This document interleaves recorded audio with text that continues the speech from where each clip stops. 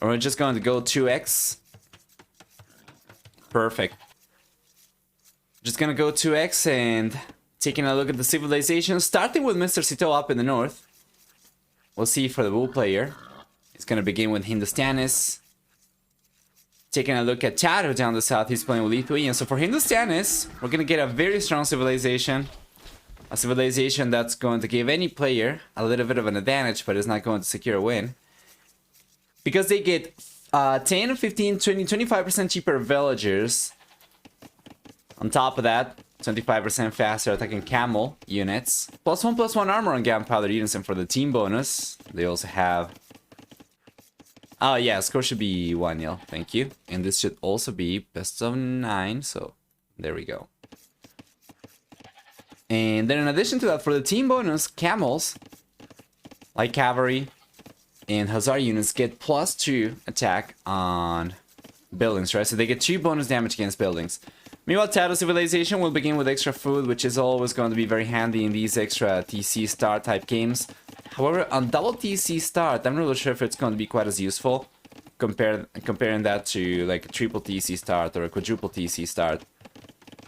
Regardless, though, we'll see that Tato Civilization also provides 10% faster movement skirmishers and spearline units, in addition to 1 extra attack on Knights and Light per each relic garrison, up to 4 relics, so up to 4 extra attack. On the get-go, we'll see Sito going after the Fuel H significantly earlier compared to Tato, despite the fact that the red player was the one with extra resources to begin the game with.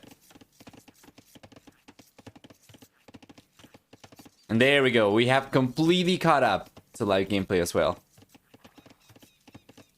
Hey Gas and Turnip! Hello guys, Falcon Arrow.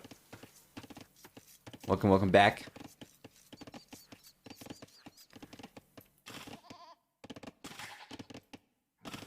Beautiful, the scout is not going down, and he's taking the goats.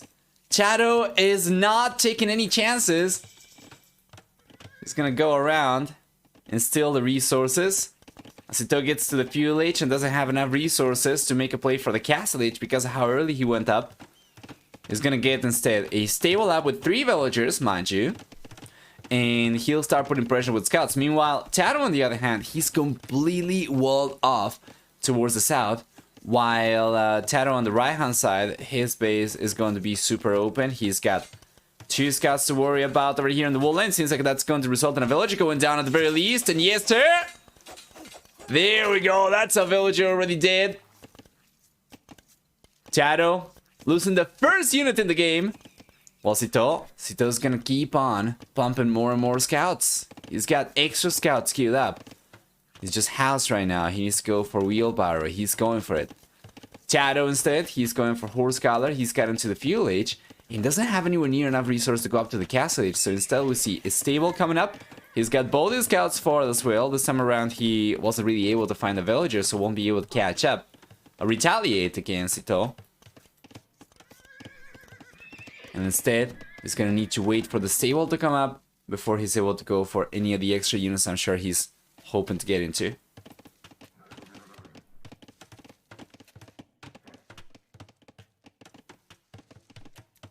Here comes the extra scout from Sito. He's got 2 additional ones, only one is for, the other one... Where is it? Yeah, there we go, it's coming for now. He'll try to find some villages. We have a defensive spearman already for Tato.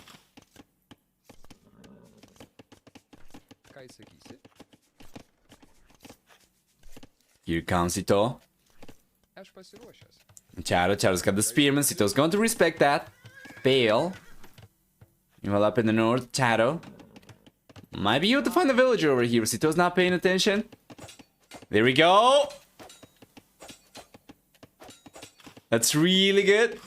He does get the villager, but ends up losing so much HP. These scouts gonna be absolutely useless for anything other than just scouting, so he's gonna need to pay attention to the units to keep vision. Otherwise, he'll get cleaned up. Yeah, there is no way he'll be able to get any villagers over here. Unless Sito happened to have a very weak villager.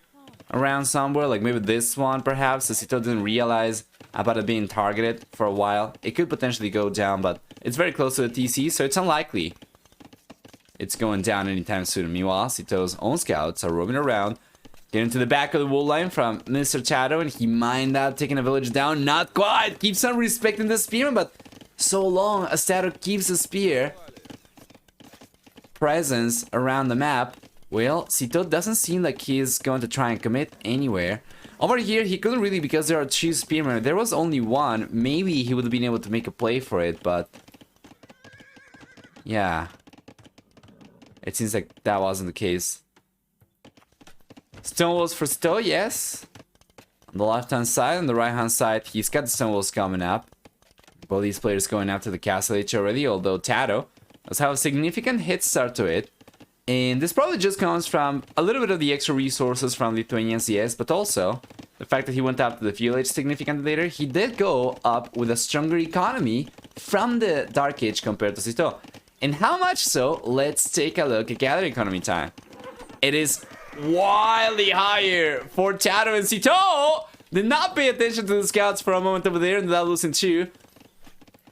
Tato's got spearmen, he's got zone scouts forward as well. That's going to result in Sito taking yet another hit with the scouts here to the spearmen from Tato. And I guess what I was trying to say was that Tato has managed to get a 55-minute lead in gather economy time compared to Sito, and that is just absolutely amazing. A lot of it's going to come down to worker efficiency as well. You can see the villagers have been working for a lot longer, right? And yeah, it's gonna be it for the most part. The worker count's a little bit higher for Tato as well, so it does make sense. We might see a villager go down over there, and yes sir, that's another villager, the third villager going down. Poor Sito to Tato's scouts, and now we have knights on the way. And here comes Tato, and it seems like it's going to be so hard for Sito to defend himself over here, despite the fact that he's playing Hindustanis. He's got one of the strongest camels in the game for sure. He's got a stable coming up on the right hand side, but there is an exposed villager over here. This is open, and even though we see the gate foundations come up, remember that these have no armor whatsoever, so the knights are going to put some pressure. And if it weren't because of the scouts going down, I think he might have been able to breach through over here. Not 100% sure, but now the knights are not going to be strong enough, and it seems like Sito's gonna be able to survive just for the time being though.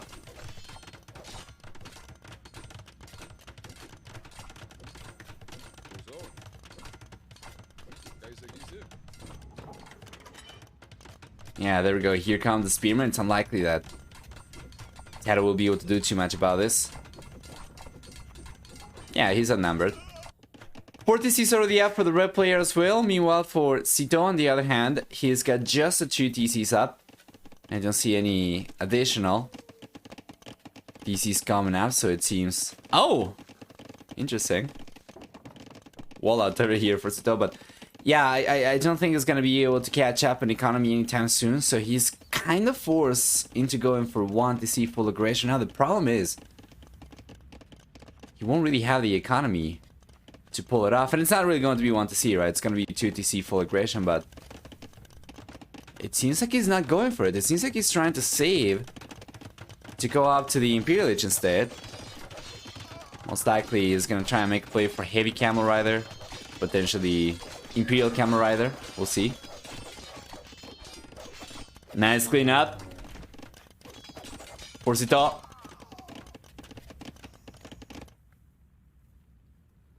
Oh, thank you for the heads up. Yes. It's fixed now.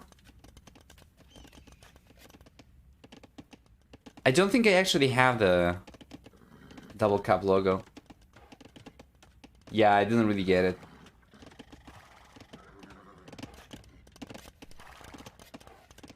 But of course, all the information is going to be in the description of the video on YouTube and also on Twitch.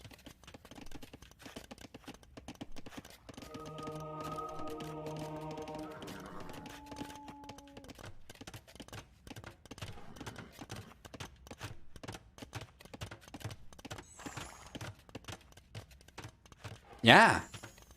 Is it all? Well, he's not thinking of going out to the Imperial Lich anymore.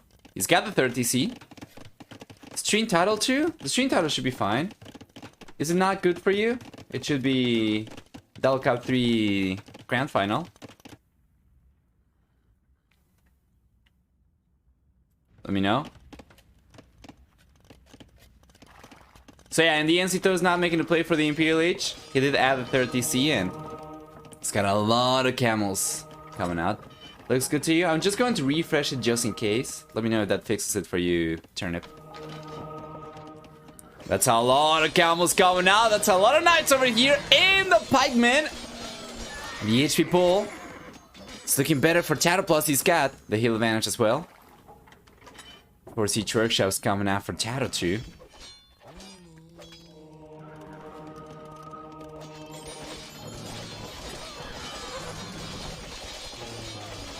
And there we go. This is looking much better for Cito. It was not a particularly close fight. Without the heal advantage over here and the pikemen on top of it to take advantage of, Tato's units are simply not strong enough. Keep in mind that despite the fact that Cito got the 30C up so much later and the Tato was on 40Cs for a much longer part of the game, Cito's actually been able to keep up with the economy for the most part really well. At the very least, in terms of villager count, Tato's only 4 villagers ahead, and he's racking up a lot of extra idle TC time. Up until this point, the red player has been able to get 2 relics. He needs 2 more in order to maximize the bonus of his civilization. He's going with the scouts around the map, trying to find where the rest of the relics are. So we know there's one on the left-hand side, there's one at the center, and there's one towards the very north of the map as well. So all of these are going to be very far away from Tato's base, and the only way he'll be able to secure those is if he's able to get like a castle up and potentially try to put some pressure forward. Oh, there's a pause. Hey, Bailo. Hi.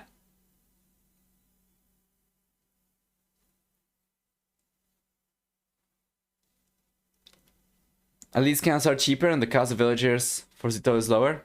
Yeah, he needs to take advantage of that, right? He's been behind in gather economy time for a while. So he needs to save resources some other way. Try and compensate for the extra resources Tato's been getting so far now. Cito's gonna be the one to go for a forward castle. Hey, Rosa! Hi. Oh, you saw that? Yeah, it was a lot of fun. Here comes the castle. Meanwhile, on the right-hand side, it's gonna be Tato. To go for a forward castle eventually. He's bringing the villagers over. He's got a lot of spearmen over there.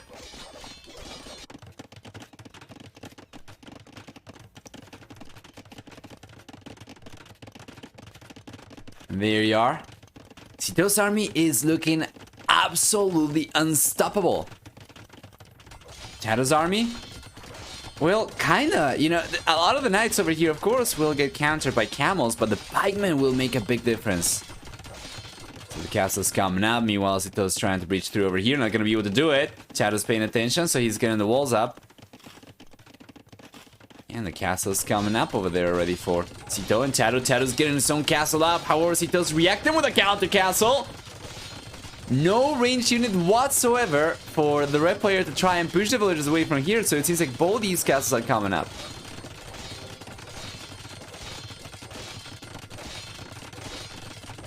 Most likely, yes, sir.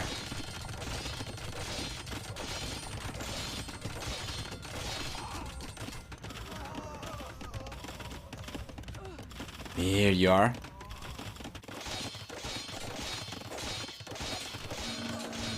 You know, Cito was able to breach through in the end. Might be able to get the DC down.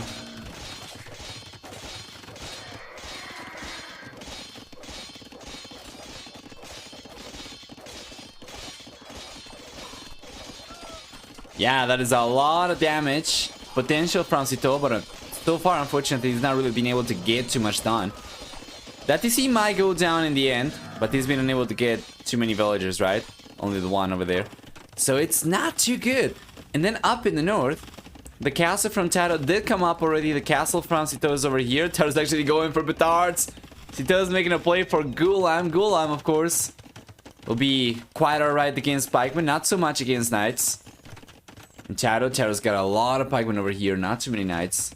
But should be able to defend himself just fine. And the petards are going over the left-hand side, so he's gonna try to breach through over here and come in. Oh boy! Oh boy! This is gonna be huge! This is gonna be absolutely huge! Where are the petards? There we go! They're coming for. Oh man, but they're taking so long. And Cito, I guess maybe Taro's just trying to prevent Cito from getting any castles or defenses up over here, but just bringing the knights over, the pikemen, right?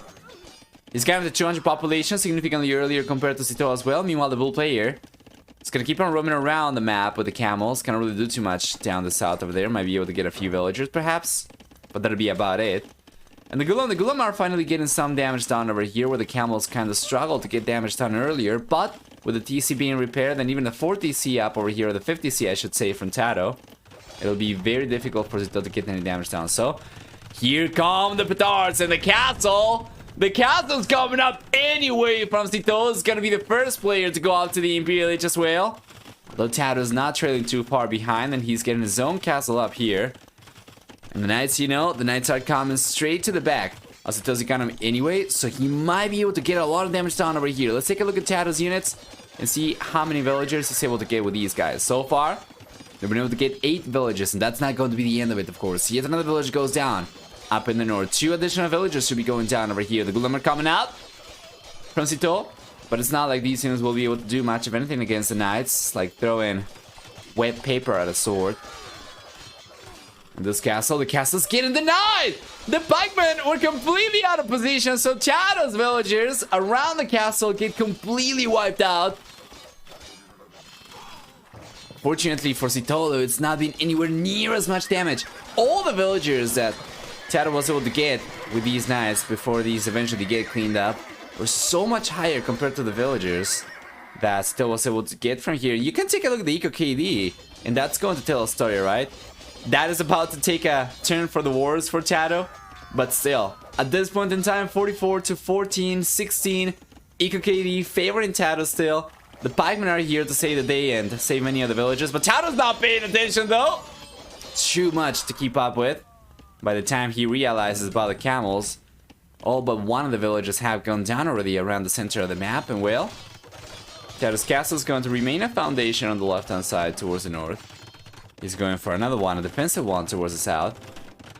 Yeah, and Cito being the first player to get to the Imperial Age, about 37 seconds faster compared to Taro, will be the first player with access to Trebuchet, so we'll see the Trebs come out.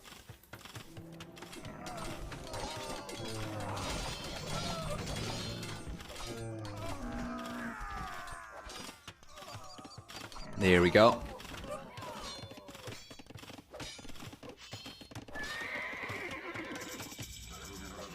And Imperial Age is here for Taro. It's got its own trebuchets on the way. Yeah, and I don't see the red players sending any extra villagers to try and get this castle up anymore. Just going to keep it over there. So long as it's not going down, the foundation is still going to be useful in the future. He could finish building it.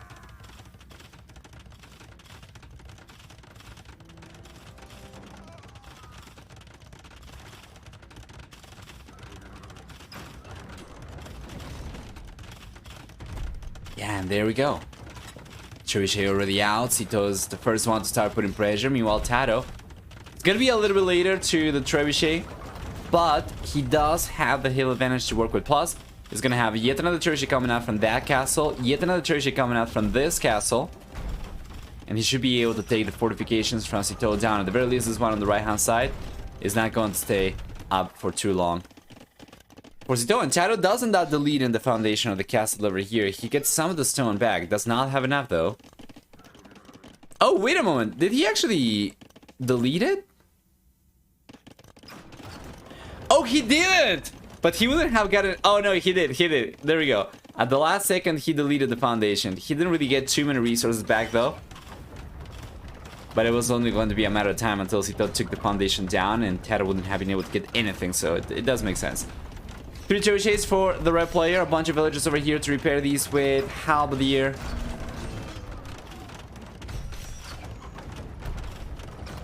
There we are.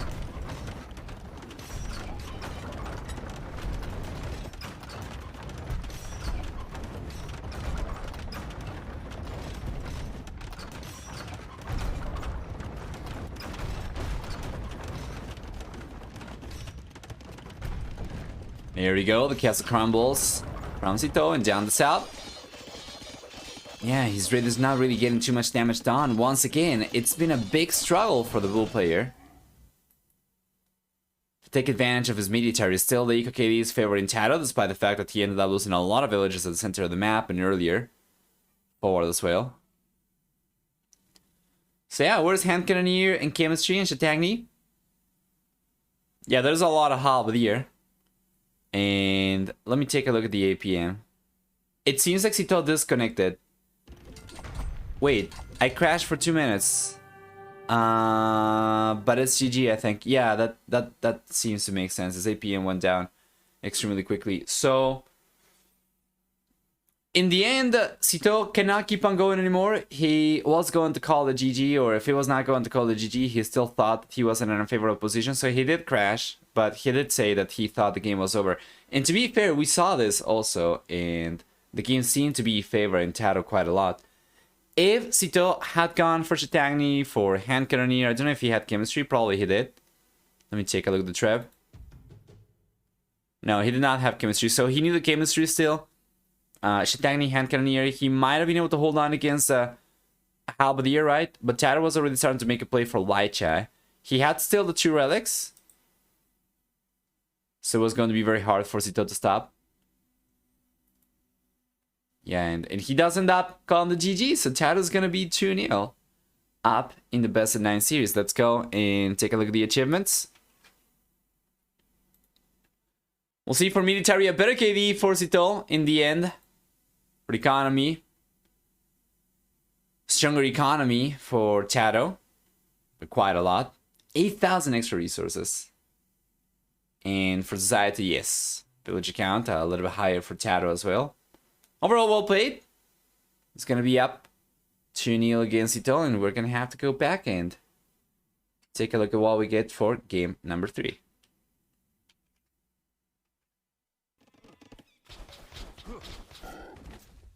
There we go, guys. Welcome everyone then to game number, technically 2.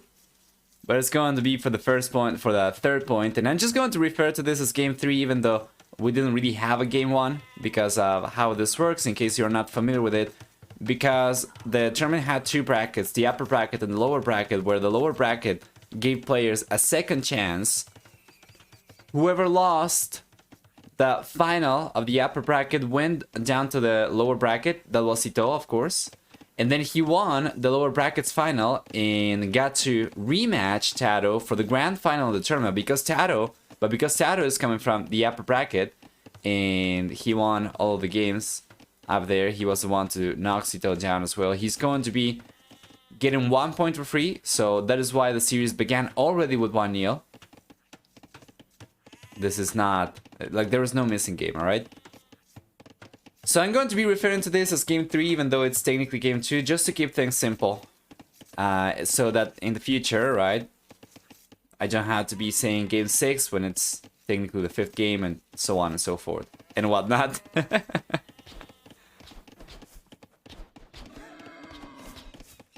Alright. Netherlands C for the win. May you be as much of a nuisance as Chile to Neely.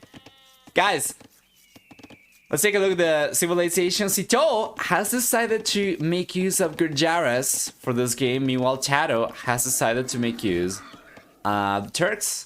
And what do we get for these civilizations? Starting with Sito, the Gurjaras will get first off.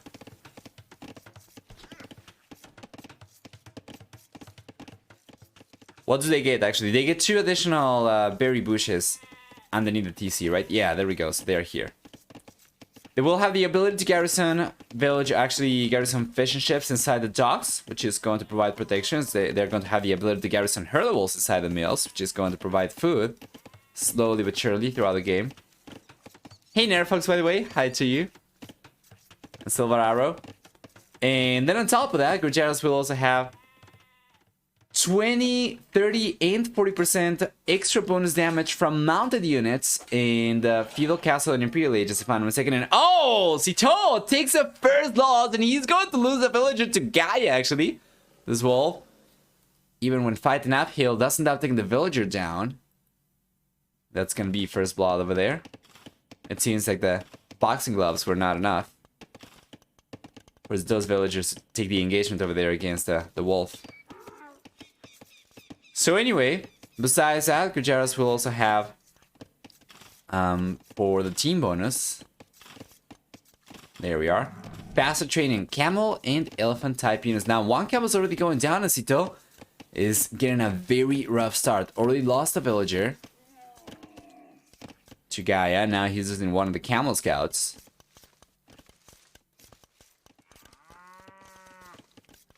And there we go. Why is Budapest regicide? That is just the settings that they have decided to use for the grand final. You can do exclamation mark maps, and you'll get more information about it. And now the villager goes down. Sito is already losing 2 villages in this game, losing 3 units. However, because he's the player with the most fishing ships, he's actually able to keep up with worker count. Otherwise, he'll be further behind, of course. Now Taro's going to be the first player to go out to the Castle Age. Sito doesn't need to wait too much. He's going to be on his way to the Castle Age as well.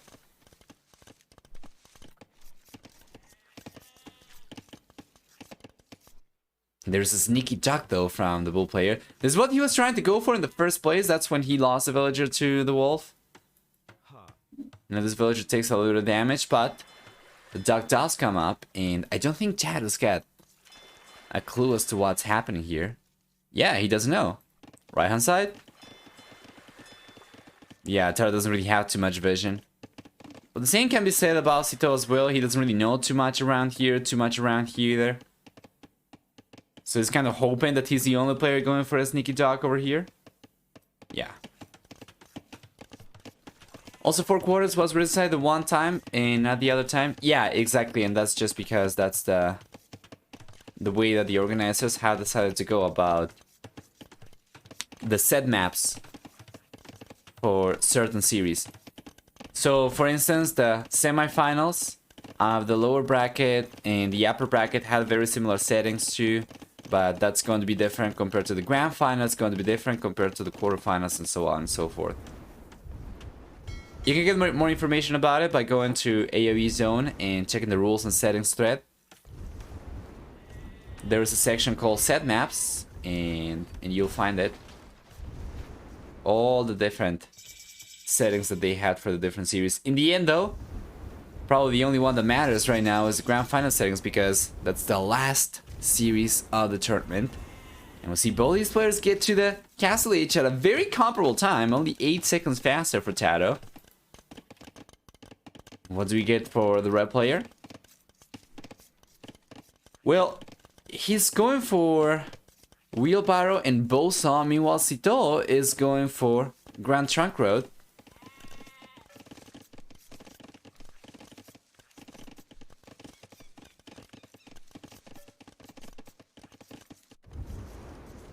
And we have some navy coming out from Taro, but he's not really being committed to it too much, right? It's got only the one fire galley, so it seems very likely.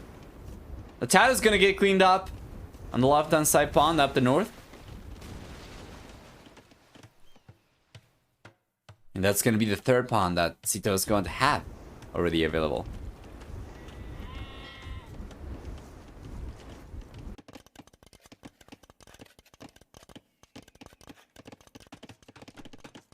Janissary is coming in from Taro. He doesn't have too many, he doesn't need too many.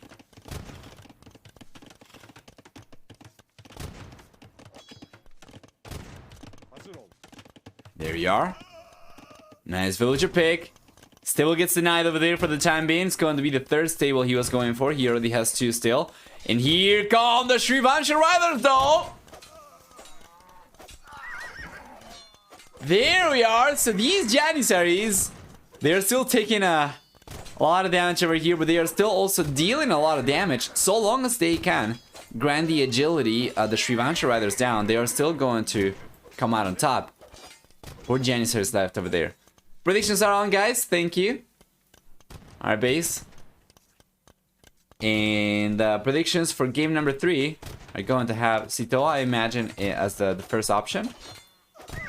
Yes, and Taro as the second option. So you have From this point onwards, only 1 minute and 15 seconds to get your predictions going using the channel points. We are well into the game, so we're not going to leave it on for 5 minutes. But it's very much appreciated.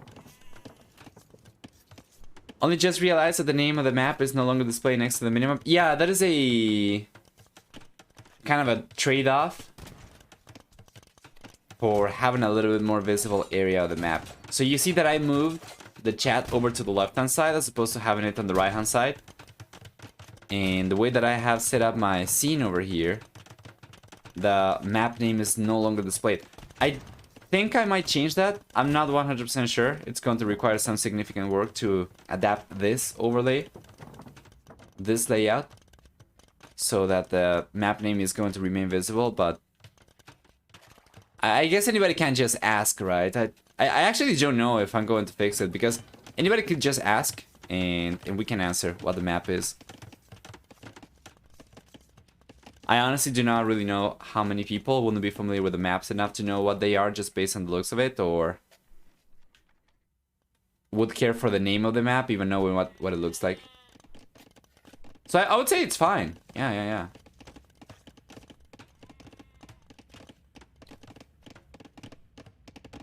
Two siege workshops for Mr. Cito. I thought this was City of Lakes. Yeah, you can ask and we can answer. This is Budapest. However, doesn't matter what the name of the map is unless you want to play it yourself, or you want to remember the name of the map for drafts for the future of a tournament, for instance. I guess it's probably not relevant, right? You can see what it looks like and that's probably enough. Imperial Age here for Tato. And Cito is not going up anytime soon. Tato, he's been sticking to 2 TCs only. Cito, right now, he's on 2 TCs as well. Spent a lot of resources trying to go for military though, so the fact that Tato was able to go up to the Imperial Age over here while Cito is very much stuck in the Castle Age is nothing but remarkable. And of course, a lot of that's going to... Oh no, the gate's open! He let the Revenge Riders come in. Now we have a bombard cannon over there. It's gonna have to do so much damage over there, but in the end, the Camel's doing that, taking the Revanches, and that might have been a ruse, in all honesty. I don't know if it was calculated from Tato, might have been. In the end, ends up cleaning out the units, and now he's pushing Cito back. While being in the Imperial Age, while Cito is very much stuck in the Castle Age. And yeah, a lot of this came down to a lot of the resources Cito spent into going for the siege workshops, into going for the stables, right? And of course, he spent resources going for military units, but so did Tato. The difference is that the production buildings over here Cito went for, Tato did not have to go for because he already had the castles. So that allowed Tato to save the resources he needed to go up to the Imperial Age, prioritize the next stage instead. And now he finds himself in a fantastic spot. He's got bombard cannons already available because of chemistry being available for free for Turks. He's got already a castle coming up forward as well, which is going to increase his production potential by 50%. And only now I realize that we didn't really talk about Tato Civilization, just Cito's. That's because the game has been pretty hectic since fairly early on, so that's the way you want to have the games go anyway. So yeah, Shiranshi's died so hard to anything mounted or infantry, you know, and it seems like the nerf for the Gujaras has certainly played a big role in the power of the civilization, of course. It's not been a placebo nerf, it's been an actual nerf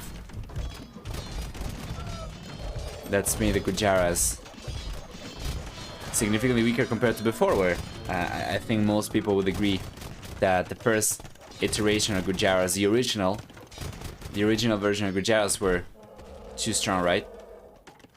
So here comes Tato once again. 2 bombard cannons, nothing for Cito to defend himself with. This time around, the bull player has not crashed. So this is just Tato playing incredibly well, and Cito's struggling big time despite having 3 pawns. He struggled to keep up. I stopped playing because of Gujaras, so I would agree. Well, it might be time for you to get back into the game. At the very least, Gujaras don't seem to be quite as strong anymore.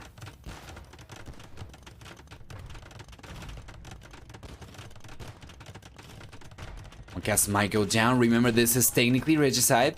And both the kings are there! Does Tato know that the other castle is empty? He doesn't see the flag through the fog of war. And he needs to bring the Janissaries, man, but he's not going to be able to do it. Now we have a lot of Tree Banshee Riders over here. The camels are going to come forward. Very good unit control from Tato. Yeah, and the Tree Banshees are getting completely wiped out. See those chakram throwers over here are just going to take all the camels, and he's not even targeting the camels anymore. So that's going to be GG, and boy, what a performance from Tato. Everything went just so smoothly for him. The decision making was impeccable for the red player. Just making use of the castles to go for Janissaries, right? Taking advantage of the fact that he didn't have to go for any production buildings, so just try and prioritize the Imperial Age, going up faster as well. Put himself in a very good position in the end. He was going to take the castle down. Not really sure if he was going to end up taking the kings down, probably. Because the kings didn't go down to the Janissaries, they were too far away, right? The camels could have come in, tried to swoop the units if he couldn't do it before they garrison inside the TC. He still had the bombard cannons to take the TC down, or potentially go over the right hand side and take everything else down as well. So well played. Tato 3, Citeaux 0. You know, the Frenchman, he had a very, very strong series against Winchester that went against most people's predictions. And, you know, kind of gave everyone hope that this series was going to be a little bit closer compared to the last time around Tato faced Citeaux. But so far, with 2 victories back-to-back for a score of 3-0, Tato's looking very dominant over here. Not really sure Citeaux is going to be able to come back. I'm hoping that this is going to be longer than just 5 games, but we'll see. Better KD for Tato by a lot. Better than 2-1. We have a much stronger economy for Tato as well. Collecting about 700 extra resources, and for society, a higher villager max count for Tato. He took also the fewest losses, losing 6 villagers compared to the 12 villagers that Citeaux ended up losing, and yeah, it's going to be about it. Tato seems to be a little bit faster compared to Citeaux as well. Hey, by the way, Arbase, did you check the achievements yesterday after the game? I'm very curious about my APM. I'm not really sure. Huh. Anyway, let's go back.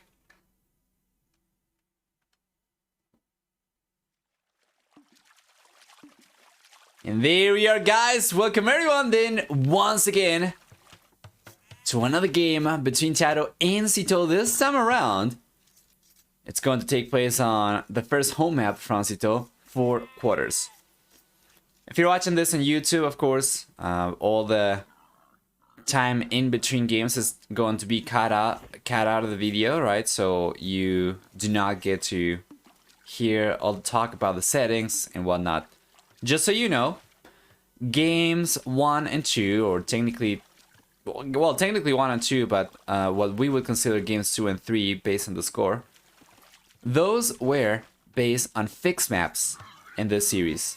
So we had game number 1 already be 1-0 for Tato because of him coming from the upper bracket. Game number 2, which was the first actual game being played today, was on a fixed map. Game number 3 was on a fixed map with fixed settings, right? And games 4 through 7, so 4, 5, 6, and 7, are going to be on the player's actual home maps. Tato's home maps are Savannah Valley and I. Citeaux's home maps are 4 quarters and enemy islands.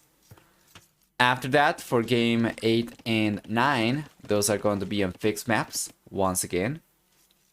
And as a matter of fact, those will take place, if we do get to games 8 and 9, those are going to take place on Snake Pit and Rivulet specifically. Alright? Just so you know. Going through the civilizations for game number 4. And by the way, guys, predictions are open. For the next 30 seconds or so, you're going to be able to use your channel points to make it the prediction who you think is going to win this one. Still's going to be option 1, Tato's going to be option 2. For game number 3, the prediction was very one-sided. And for game number 4, it seems to be very one-sided. This is a perfect opportunity for anybody hoping to play the odds over here and get some big winnings with a fairly small investment. So we'll see. Anyway, For the civilizations, Sito's playing with Lithuanians this time around. We talked about the civilization before already in the series. Tado's playing with Sicilians instead, which means that he's going to begin with 100 extra stone. The Sicilians also get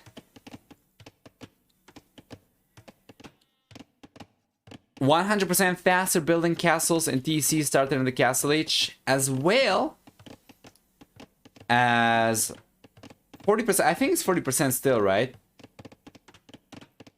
Bonus damage from land units that they absorb, so they take less bonus damage from enemy units compared to other civilizations.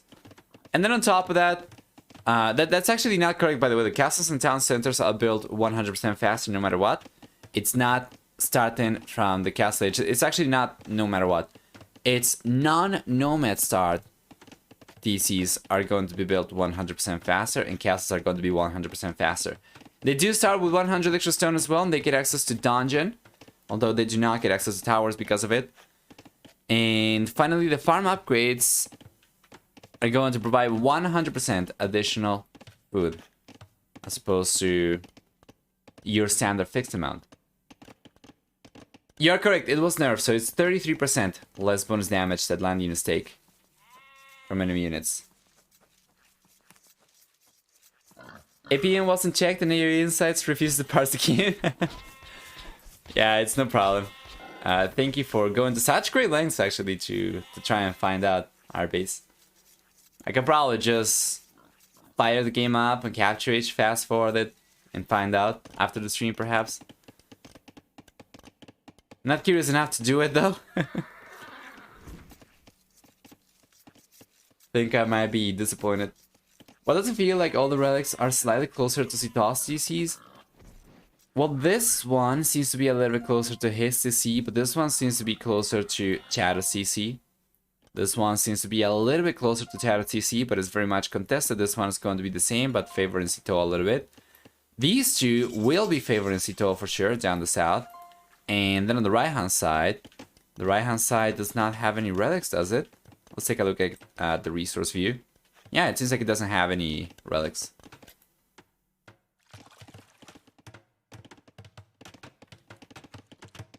So yeah, we talked about civilizations already.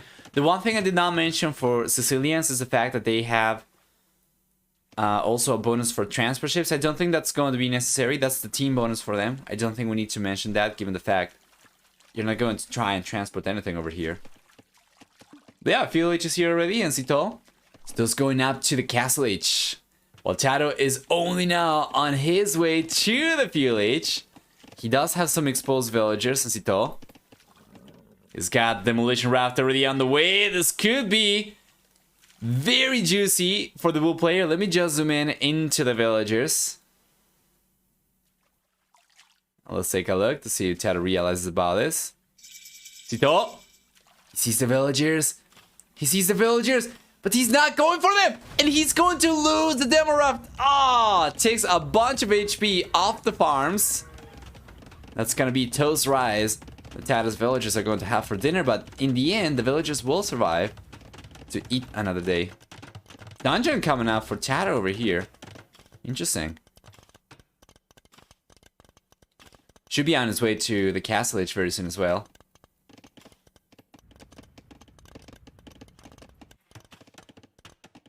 The apples coming out from Sito, from Tado on the left-hand side.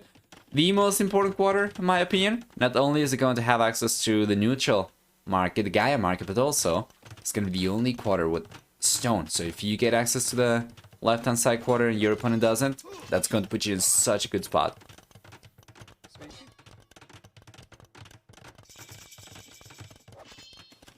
Castle H is here for Sito. And we see a defensive castle come up though. Alright, Tado's gonna keep on trying to put pressure with the dungeons here, as he's going out to the Castle Age so much later. This is a very interesting strategy, and this is something a lot of people love Tado for. He's strategizing. The way that he goes about this game is just so refreshing. Most of the time, he's going to come out with something that nobody has seen before. And we have seen a lot of games on 4 quarters by this point, and we have seen, for the most part, like basically the same game time and time again. Right? Field demos into castle drops. in the feudal and castle ages respectively. And this is the first time that we see somebody try to go for a trash of sorts on this map, and it's going to be with, well, dungeons as opposed to towers, which only work when Tato's going for Sicilian. So this is a very calculated civilization choice, and he's trying to go for something out of the box. And so far, well, he is able to deny a lot of the stone, not everything though. The castle will still end up cleaning up. 2 of the dungeons over here. If he does end up getting fletching and bulking arrow, he is able to clean up all 3 dungeons over here. So it seems like he's still going to have access to this one, that stone on the right hand side. Meanwhile, the dungeon coming out from Tato on the left hand side is not strong enough. It's not coming out fast enough. The castle's coming in for Cito already, and it seems like he's going to be able to defend against Tato's push quite easily, in all honesty.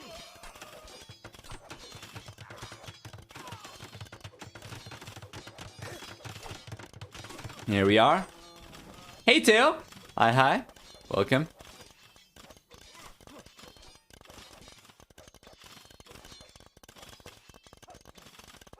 Yeah, and in the end, Cito should be able to defend against the dungeons pretty easily. He's not putting any pressure, though. He's not going for any forecast as well. Tato is going to be the first one to go for it on the right-hand side.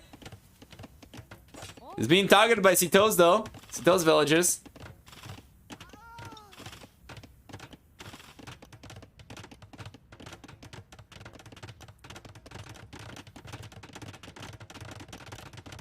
There we are. Guess comes up now for Tato.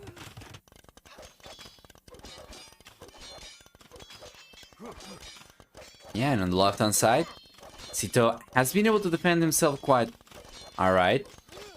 He's got some light chair roaming around, so now he'll be able to go for a castle fort.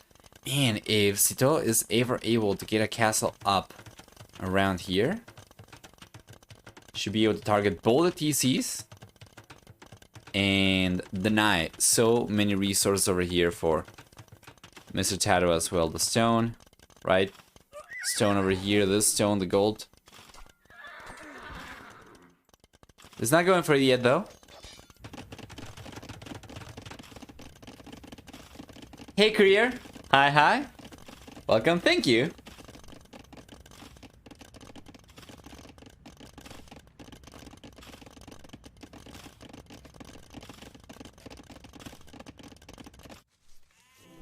And the forecast is coming in from Cito. The first forecast he's going for is going to be up in the north. And it's not even that forward. Check this out.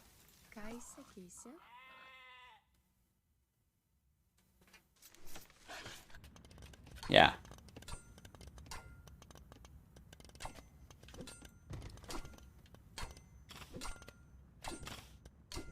Shadow instead, he is going for extra TCs. He is trying to boom away. He's got another forward castle coming up on the right hand side. And this is get out of my gold castle. I see he already was able to take the TC down from Cito. Now the blue player only has castles left over here to protect his economy with. And then on the left hand side we see the light check coming over. Tato doesn't seem to be paying attention over here too much. That's going to result in a lot of villages going down.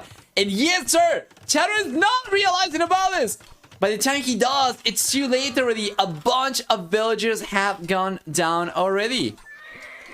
That is 1, 2, 3, 4, 5, 6, 7 villagers.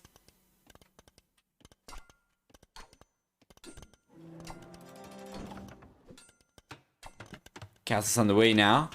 Rosito finally going for a 4 castle, and this is what I was kind of expecting to see, right?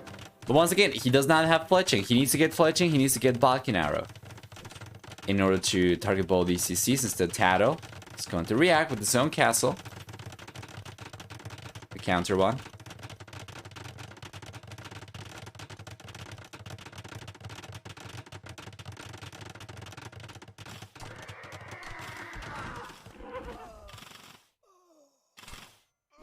Fantastic.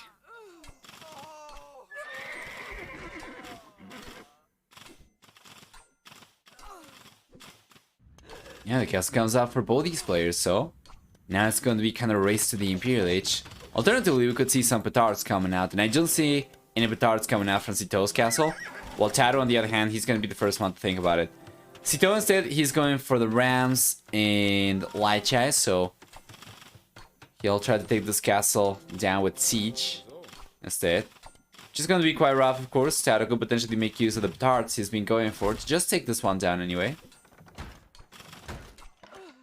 Let's check it. Nope. It's going to use villagers. Yeah, and he takes the... He should be able to take the round down, and he does! He does, and more Betards are on the way now. That was not too bad. More floor castles coming out down the south. Actually, the counter castle drop over here as Cito is going for a 4 castle. Tato is already building the foundation in front of Cito's base, so it's going to be pretty much at the same time. Oh, but take a look at that! Take a look at that! Pow! Huge thermal over there from Mr. Tato. Denying this castle, taking a bunch of villages down, and that's just such an expensive loss for Mr. Cito over there. And Tato, the Demo King, does it again. Does he have another one? He's got another one! No way! But he doesn't realize the volume, or at the very least he's not bringing it through the right-hand side. Ah, that could have been so good though. He could have taken yet another foundation down and a bunch of villages, but he was not paying attention. Talk about value for your units, yes. Towards the north, the castle from Cito has been taking a lot of damage from the Petards from Tato, and in the end, the castle will go down. However, Cito's Rams over here are getting a little bit too out of hand, and it seems like Tato's castle is also going down very soon, so it's looking like Cito is gonna be the first one to secure a quarter. Is that the case, actually? I'm not really sure, because Tato did take the TC down on the right-hand side, but there are still 2 castles over there, right? Well, I think that's going to be the case. Cito's gonna be the first one to secure a quarter, and it's going to be the most important one. The one on the left-hand side, as the castle goes down over there, and Tato does not get to go for any extra petards. Cito still has 2 Rams left. It's got a lot of Lychai over here. And will be taking the TCs down for sure. Once again, if he had Fletching and Buck and Arrow, he would be able to target the TCs from the get-go anyway.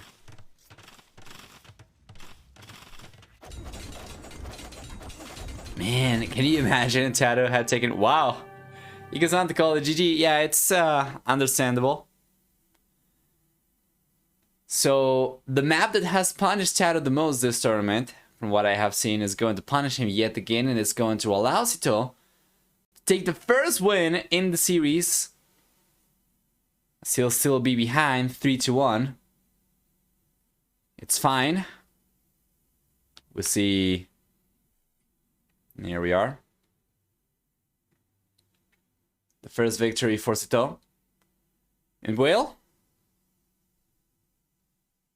this basically guarantees a 6-game series at the very least, right? Which I don't think anyone's gonna be against. So let's take a look at the achievements. Well, technically 5, but you understand what I'm saying. Very close KD for both these players. For economy, we have a little bit of a stronger economy for Cito, despite the fact that it was Tato the one to go for extra TCs earlier and the one to try to go for extra economy, right? And you take a look at this, and he ended up getting a lot of extra villagers throughout the game, Tato that is, but because his economy was so affected by Cito's pressure at all times, he struggled to really take advantage of it, so no wonder Cito's economy was actually stronger towards the end. And once again, the map that has punished Tato the most so far this tournament is going to punish him once again. Cito gets the first point over here. Let's go back and wait for game number 5. Which I'm not really sure if it's going to take place on Cito's or Tato's home maps. Cito's still behind. So there is definitely a reasoning by which he would be able to pick the home map for game number 5. However, because Tato just lost the first game with a home map, he might end up selecting one of his home maps. I'm actually not really sure. I think it's probably going to be Cito's, and then game number 6 and 7 are going to be Tato's home maps potentially. We'll see.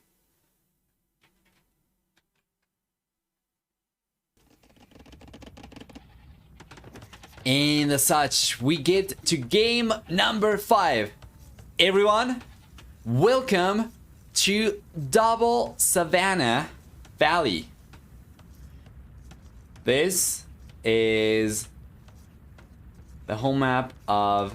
Actually, is it called... I don't think it's called Double Savannah Valley. It's just called Savannah Valley, but this is Chato's home map, actually. So, despite the fact that Zito is still behind in the series, they are going to use this home map from Chato instead for game number 5, and that goes to answer the question that I had before related to whose home map are they going to use given the current score and given the fact that game number 4 took place on Zito's home map. Regardless though, we haven't seen this map a lot. We haven't, and I love it. It's one of my favorite looking maps. The wildfires I don't like so much, but the rest is like really, really well made. And I'm going to talk about the map a little bit more in a moment. Let's go about the civilizations first, as we have Hans Forcito up in the north and to the east. Meanwhile, Chad is playing towards the southwest with Mongols. Sito civilization will get 200 population support from the get-go with, of course, the fact that they do begin with 100 less wood. It's going to come at a little bit of an expense. Besides that, we also see for Huns 10 and 20% cheaper cavalry archer units in the castle and Imperial Ages, as well as 50% accuracy on trebuchets as opposed to 15%. For the team bonus instead, we're gonna have... Let's check. For the team bonus, Huns are going to get 20% fast working stables, while Tato Civilization will get 40% fast working hunters. Is going to start taking advantage of it already by going for the zebras on the right hand side. Besides that, we also get for Mr. Tato 25% faster attacking cavalry archer type units. It's going to have 30% extra HP on light cavalry hussar and step lancer line units, while for the team bonus... Yeah, for the team bonus, we are going to get for Mongols 2 extra line of sight on scout line units. So this is Tato's home map technically. It's very interesting to see it, as we haven't seen it too much during the tournament, as you said. So it tells me, that Tato's got something cooked up over here. He's got something prepared for this map. And I'm very curious to see what it is. I said this is one of my favorite looking maps in the whole tournament, and for good reason. The whole concept is very nice. You're going to have your DC on an elevation over here. It kind of looks like Altair from Age of Empires 4, which I like quite a bit as well. And we are going to have a forest on the back over here. So your economy is going to be somewhat safe, right? Because of it being on an elevation. However, because so many of the resources are available in the valley, you kind of need to go out and try and take advantage of it. Like, there's going to be fishing, there's going to be hunting, right? All the extra golds are going to be around the center. All the extra stones are going to be around the center as well. And then just the way that this has been scripted is so nice. Notice how the different terrain types are going to have different tree types inside of them. So we have a desert type terrain over here, and that's going to spawn the baobab trees. If you take a look at the rest of the terrain types, you're going to have acacia trees on this kind of clayish looking terrain. I'm not really sure what the name of this is in English, but yeah, in Spanish you would probably call it clay-like because of its orange hue. And yeah, right, then the driest areas over here going to be more susceptible to wildfires, and just overall so well thought out. Even the weeds are going to respect the different terrain types. You can see the brown terrain over here is going to have like a drier weeds, and then the reddish, the copper terrain is going to have more of a green weed type as well. So it's like really well made. I really like it. The attention to detail, I like it quite a lot. Village here for both these guys. Nobody's trying to go fast castle. They shouldn't really struggle to fast castle anyway if they wanted to, regardless.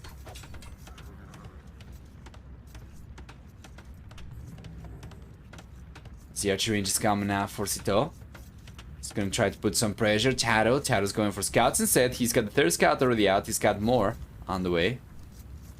We saw the stable over here on the left-hand side, and this is going to be the hot spot for pressure around the map. Doesn't seem like we are going to have too much action anywhere else by the looks of it.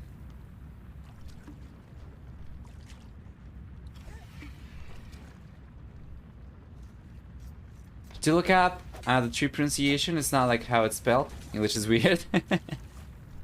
Yeah, it's your thing. You can actually do that right now.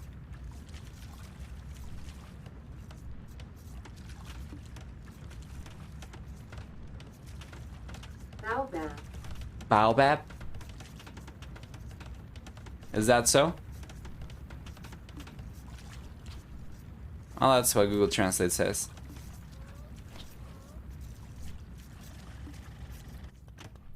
Ter's been roaming around with the scouts. So far, he's been unable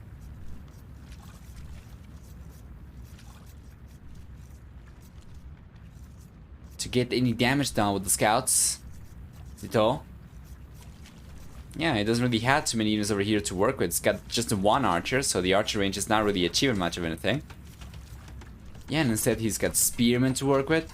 As the tower comes out from Tado and Zito isn't able to put a stop to it, he's going to just make a transition over to a different resource type, so he's going over to the zebras instead. And Tado might be able to finally get some damage done over here. We might see the first eco kill coming out to the hands of Tado scouts, and that will indeed be the case. One villager goes down. Zito loses a villager over there. Tado won't be able to get another villager down. Yeah, but he's also the only player to have taken a single villager this game so far. However, there is a lot of extra TC time for Tado over here. Zito is going up to the Castle Age so much earlier compared to Tado. The red player, because of all the TC time, is struggling to get ahead in work account. Well, he should be already ahead by about 4 villagers, given the fact that Zito is so far along researching the Castle Age already. Another villager goes down though, and Tado's bringing a few extra scouts. Now that makes a big difference. We'll see extra villagers going down by the minute. So long as Tado pays attention to his scouts and plays his cards right, should be in a very good position. Yeah, and there we go. It's roaming around. Oh, wait, it's open, isn't it? It's not open. It's not open. It's so hard to really tell with the boulders over here as well. Yeah, and then up in the north, Tado scouts roaming around as well. It's got 15 so far. Finally, he's been able to get ahead in work account, and he's going to start taking a bunch of villages down. Yes, sir, 2 additional villages going down over there. He's got forging a scale bar of an armor and ball lines already. So Tado scouts over here are definitely not something to sneeze at. Zito's defenses, while strong, have proven insufficient against the scouts, and so long as Tado's paying attention, that's going to be the case as well. Yet another villager goes down on the right hand side. So far, Tado's been able to take 10 villagers down from Zito. While he's going up to the Castle Age himself, he's gonna be there and still retain a stronger villager count compared to Zito. Man, the amount of action that $500 have given us, right, with Double Cup 3 is nothing short of remarkable. We have had so many damn series. So many freaking games. It's amazing.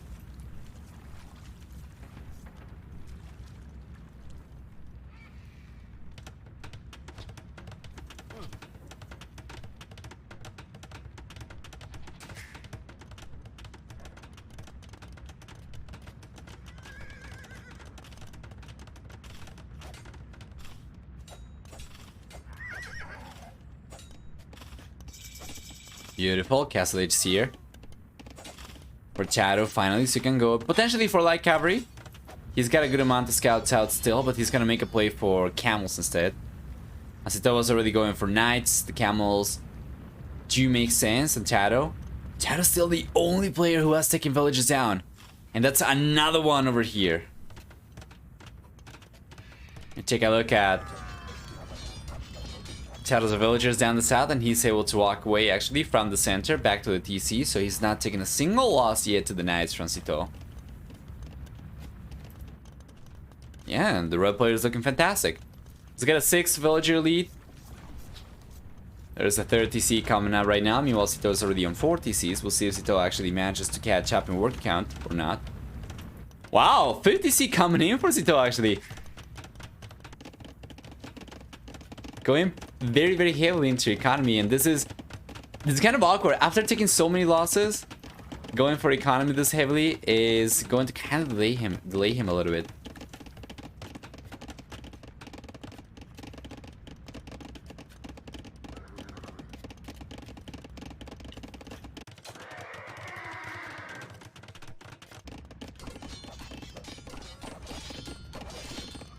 Fantastic.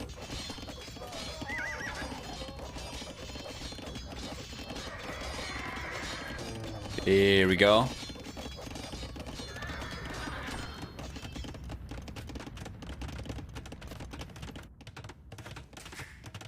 $60C incoming. Indeed, $60C's total right now for Cito. Tado. Tado's making a play for Step Lancers. 30% extra HP, remember, for Mongols. So these guys are going to be quite strong. Especially the way that Tado is going about it. He's got the units coming in double lines. So this will allow him to, I don't want to say straight out double his damage output, but it's certainly going to make it very, very difficult for Cito to take a proper engagement over here with a small amount of units. When we get to the point where the amount of units is comparable and it's larger than it's, you know, than what's going to allow Tado to perfectly have double lines, then that's probably going to favor Cito if he keeps on going for knights. But right now, Tado's looking strong. He's the only player with military units right now, 19-2. As Cito just gets the 2 knights out. But going so heavily into TCs and into villager production is obviously going to come at a cost, as he doesn't have the resources to go for too much military at all. Take a look at the economy from Cito. How does he ever come back against Tado like this? When the red player just keeps on roaming around and he finds villager after villager. That is another villager going down over here for Cito. And another villager he ended up losing over here on the left hand side as well. Those units,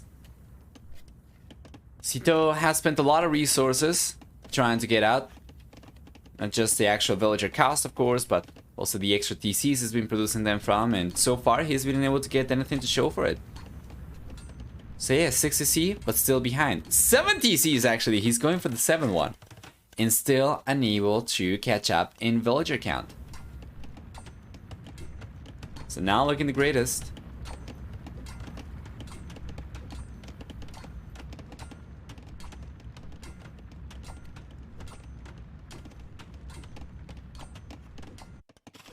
There we go, once again. Tado strikes. Gets yet more villagers. 5 villagers, 6 villagers going down so far. Make that 7 villagers going down so far to these Step Lancers on the right hand side. And that's not even going to be the end of it. Man, Cito's just... he can't catch a break. 31 villager losses so far. He's been able to take 4 villagers himself.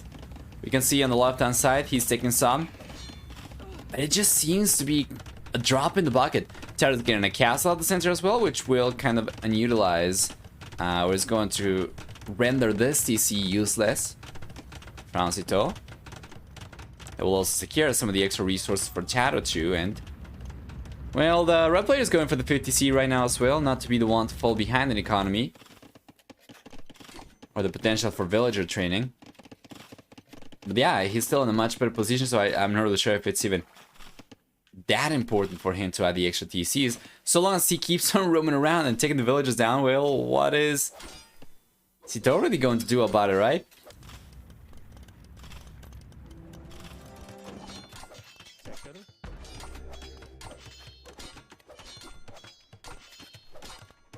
Yeah, and this is what I was talking about. Triple lines attack from Tado even. And it's just fantastic. What a great unit to make use of. As the castle comes up now for Tado at the center. We could potentially see some Manglai being trained. For the time being, he is content with sticking to Step Lancers, given the fact he's been able to get so much damage done. It's not particularly surprising, right?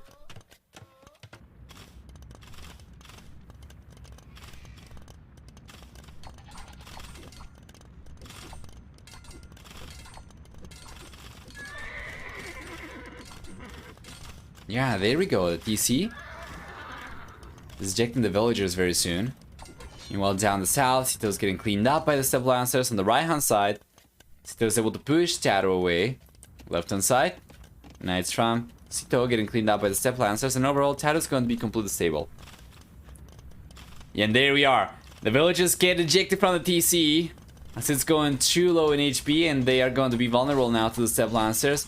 We don't have enough in place for Shadow to take all the villagers down, so he is only going to be able to get 2 villagers down over here, make that 3 villagers, 4 villagers, 5, 6. Well, it's still a lot of damage, man.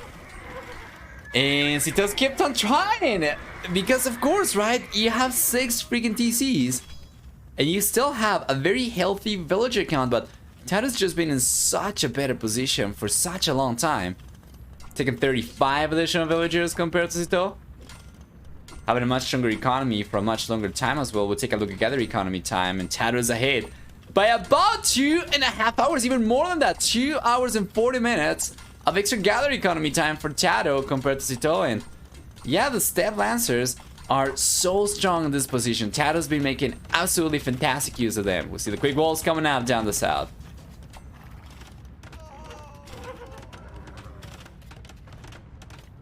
Ends up pushing the Knights away, Tato. But most likely not be the first player to click out to the Imperial Age as well. So long as he passes his economy with the market, he should be on his way. He's got thousands of wood. And if we take a look at the market, yeah, you know, wood's actually selling for a pretty decent price. So if he uses it, if he uses the market, Tato should be on his way to the Imperial Age very soon.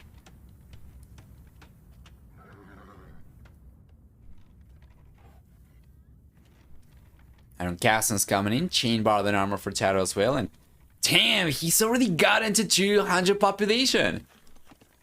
150 villagers. Is it all? 160 population or so. But it's about to start dropping a lot of extra villagers over here. Once again, the raids from Tato, they are unstoppable, and up in the north, there is a huge push coming in from the Spaniard with a lot of rounds over here. The bulldozer from the red player, absolutely unstoppable, barreling through the defenses from Sito up in the north. And this is, of course, without even taking into account the raids that he's been going for on the right hand side, which allowed him to get a lot of extra villagers. So TC is going down up in the north. The next TC, the remaining TC up in the north, is going down from Sito for sure. So he's going to end up losing all of his villagers around this plateau. And yeah, to be honest, I wouldn't be surprised if Sito were to call the GG basically right away. And if he doesn't, it's gotta be GG the moment Tato gets to the Imperial Age, because honestly, from Sito's position, what are you ever gonna be able to do against this? Nothing.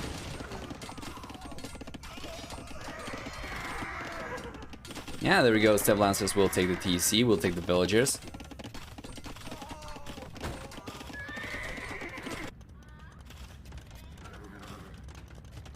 There's a little bit of a raiding attempt over here from Sito. Once again, Tato doing a really good job for the most part. Tried to get the quick walls up on time over there. Couldn't get it.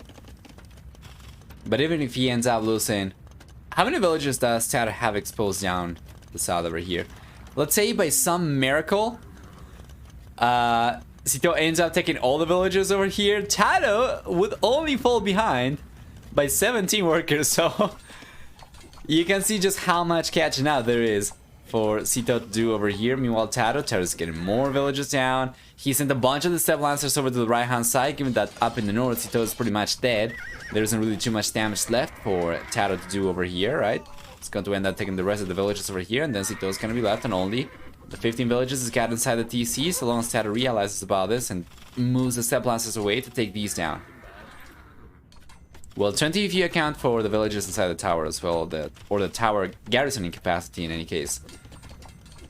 Regardless though, the GG is looming closer. In my opinion, it's going to be here in about 15 seconds or so. Status only 10 seconds away from the Imperial Age. Sito will realize there is no way for him to come back against an Imperial Age player, so Status is going to get access to trebuchets. Yeah, and the moment he hits the Imperial Age, Sito calls the GG. And this puts Status up 4-1 against Sito, making game number 6 match point already. Hope it's not going to end 5-1. Still playing so well too. I think this is the most one-sided eco KD that I have seen. It's pretty good. It's pretty darn strong for Tato. The end's going to be about 12-1, which is just remarkable. Of course, and this is just a eco KD, overall KD. It's going to be different. Let's take a look. We'll see for military a better KD for Tato, right? Better than 3-2. And for economy, of course, it was so much better for him as well. We already saw so many villager kills. Stronger economy for Tato as well, surprising no one, given the fact that Sito ended up spending so many resources trying to just keep up with villager count, in all honesty. Given all the villagers that Sito lost throughout the game over here, 113 so far throughout the game, compared to Tato losing only 13 villagers, right? Sito ended up spending hundreds, thousands, as a matter of fact, thousands of extra resources trying to keep up with villagers. 20 villagers are going to be worth 1,000 food. Tato lost 13 villagers. Sito lost 113. So that's going to be 5,000 resources that Sito had to spend just getting villagers out, basically. Yeah, and of course it's not good. It's not good, and Tato doesn't that take this one. So let's go back and we'll wait to see what we get for game number 6. I think it's going to be Sito's remaining home map, and that one would be...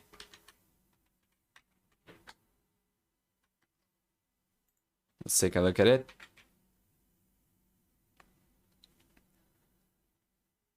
Oops, draft.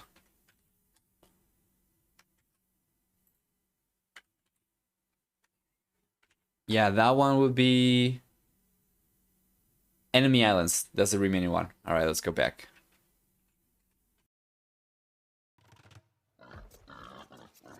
There we are. And we are in game number 6. This is match point already. The predictions for this one, we can make 5 minutes. So yeah, who wins game number 6, all right? Option 1, Sito. Option 2, Tato. For the next 5 minutes, you're going to have the possibility of using your channel points to predict who you think is going to win. Once again, this is match point. Tato, or the app, for 1. Needs 1 more win to take the series. Meanwhile, Sito, on the other hand, well, Sito needs to take every single remaining game. From this all the way to game number 9, of course. My superfood is pizza. I know it's best for myself. Right. Well, do you like veggie pizza? I do eat that quite a lot. And, you know, it's got broccoli, it's got cauliflower, it's got sometimes spinach as well. We put bell peppers into it, onions. And it seems to me like something like that. Of course, it's not just one ingredient, right? But that could be a superfood in and of itself, a super meal, just by the fact that it's got so many vegetables. But yeah, I guess there is a point to that, right? You can make a meal a superfood if you do it the right way. Alright. For the civilizations, both these players are going to make use of Italians, so we know the bonuses will affect both these players equally. As they will get a 15% discount on fishing ships, they also get a 15% discount to go up to the next stage. As well as a 20% discount on gunpowder units, cheaper upgrades for docks and universities, and for the team bonus, they're gonna have also access to condottieri from the Imperial Age, from the barracks. So, starting the Imperial Age from the barracks. So, the fact that both these players have the same civilization makes this kind of like the ultimate match point, right? Because no one's going to have an advantage in that regard, and it's going to be ultimately down to planning and execution, strategizing and execution. That is where, in my opinion, Tato probably shines the most, but of course, we have seen Cito get a very surprising result in the previous series that he played before this one, against a player who was also known to be extremely versatile and a little bit of a mastermind, as I like to call him, Winchester, that is. So if Cito was able to take on Winchester, who also gave, you know, Tato such a run for his money, I think it's possible for Cito. I think he's got it in him to still potentially take the series over here. I know for sure that he's got the chance of taking the game over here if the civilization is the same for both these players. So we'll see. I like with onions and bell peppers. That is all for veggie one. Right. Yeah. Bell peppers are not my favorite type of... Is that a fruit? I think it's a fruit, right? Or is it a vegetable? I think it's a fruit. I'm not 100% sure. Somebody would have to let me know, but yeah, it's not my favorite produce type, to be fair. Don't really like it too much. Too spicy. Too hot. We cannot be friends anymore? I'm sorry, B. We have come to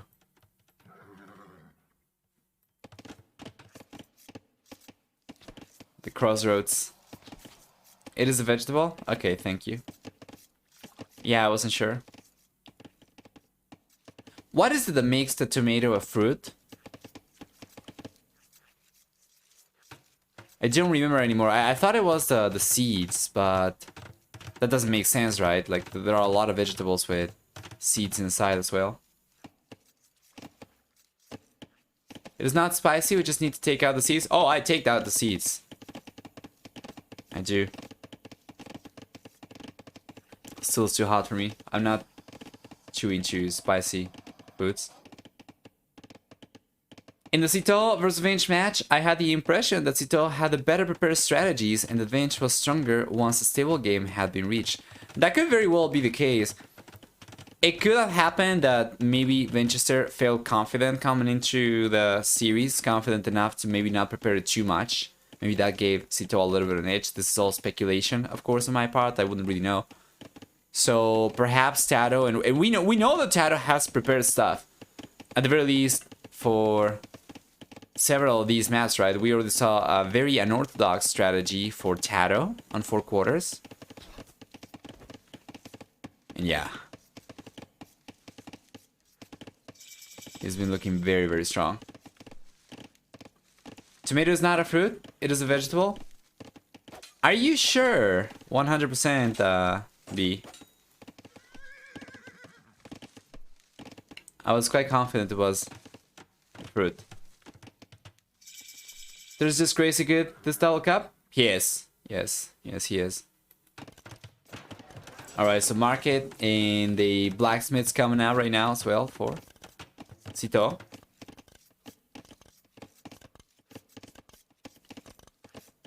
There you are.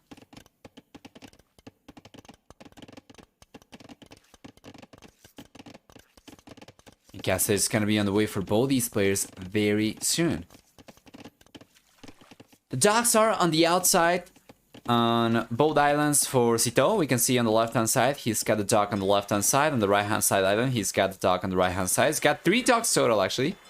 He's gonna start going for some fire galleys. Meanwhile, Tato's got 2 docks, 3 docks actually himself too, but he's got on the right-hand side, the dock up in the north, and then towards the south over here, we're gonna see the Tato.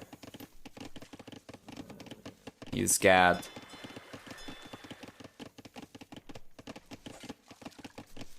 There we go. The dock down the south on the left-hand side island, and then another one on the right-hand side of this one as well. So it's a different layout compared to what we had before. Tomatoes are botanically defined as fruits because they form from a flower and contain seeds. Still, they're most often utilized like a vegetable in cooking. But they are a fruit, right? That's what I thought. Because I thought it was a vegetable before. And then I read somewhere that they were a fruit. You're probably not really expecting that to be the case. I wonder if there is something the other way around. You're expecting it to be a fruit and it's actually a vegetable. I don't know. Here come the Fire Gallizoas. We finally get some action. For me, usage defines. Yeah, well, for me, mostly definition defines, but to be honest, yeah, I do use it as a vegetable myself as well. I don't think I ever had a fruit salad with tomato in it. Right. Yeah, that's fine. I was just wondering about the definition. Wargali is on the way now for Citol. Tato gets to the Castle H. Goes for Wargali as well, and it's so far neck and neck.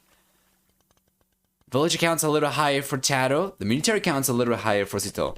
With the Wargali upgrade coming in, Citol having a stronger amount of fire units to work with. Might be able to end up getting water control, we'll see. A little bit of what gives Tato the higher worker count over here is going to be the extra fishing ships as well.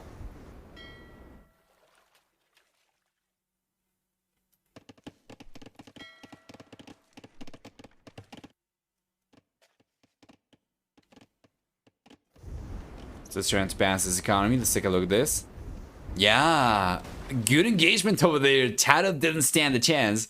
And Cito's looking strong, guys. On water, he's looking fantastic. On the right-hand side, Tato's villagers were going forward for some reason. Trying to get the outposts up over here. He doesn't really have the resources to... Cito, that is. He didn't have the resources to go for a fort castle. He goes for a defensive castle on the left-hand side. Or maybe, I think he maybe was going for the outpost on the right-hand side. Was expecting to drop a castle, but in the end ended up deciding to go for a defensive castle instead. Could be the case. Now he does have another castle coming up over here, and Tato's got just the one castle coming up on the left-hand side. So Cito's going to be protected both on the left and right-hand sides because of the castles. Tato's going to have protection only on the right-hand side, so this could be really good for Cito if he starts putting pressure on the right-hand side.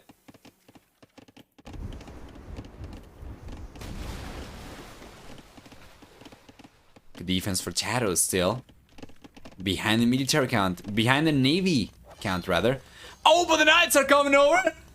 From Tato, and Cito is completely exposed over there. We see the Genoese crossbowman coming out. The one unit will not be enough, of course, for him to clean out the knights over here. So the Genoese crossbowman goes down. The villagers do end up getting pushed away from Cito, from the goal over there. Many of these go down in the end. That's going to put Tato ahead in the EcoKD department. One of the reasons Cito was able to kind of keep up with EcoKD is simply because he was able to get some of the fishing ships down from Tato. Now the red player is going to have just 3 fishing ships left towards the south, and that's about it.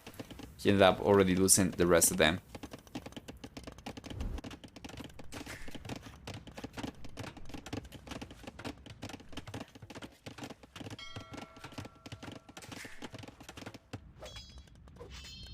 So far, so good. Cito's been able to keep up for the most part. It's got a better KD overall. Might be behind Nico KD, but he's ahead in actual economy anyway, or work count. And if we take a look at gather economy time, it's actually better for Tato though. He's had a more efficient economy. Interesting. 30C on the way now for Tato. We have University coming up for him as well. And this is shaping out to be a great match. This is shaping out to be a great game. It's probably going to be a little bit on the longer side, I think. We'll see.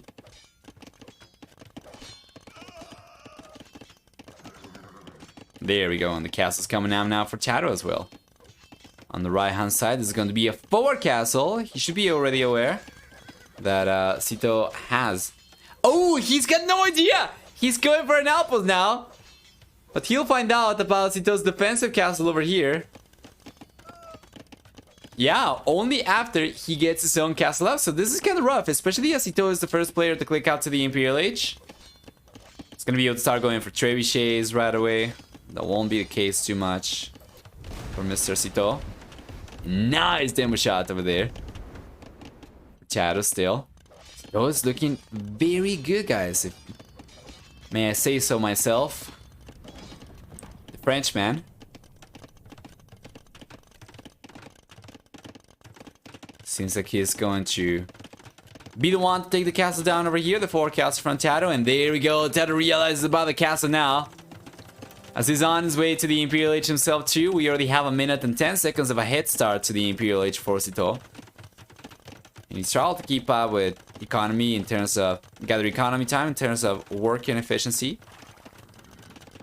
But the extra workers are certainly going to help him try to mitigate that. Oh, this is beautiful. That castle is getting completely denied. Absolutely fantastic. And well, Sito's going to be in the Imperial Age in 50 seconds, so should be able to take this one down.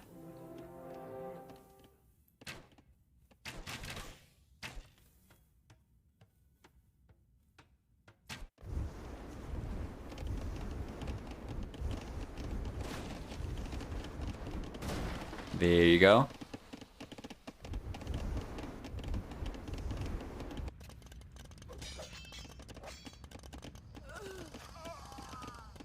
Few villages go down on the right hand side.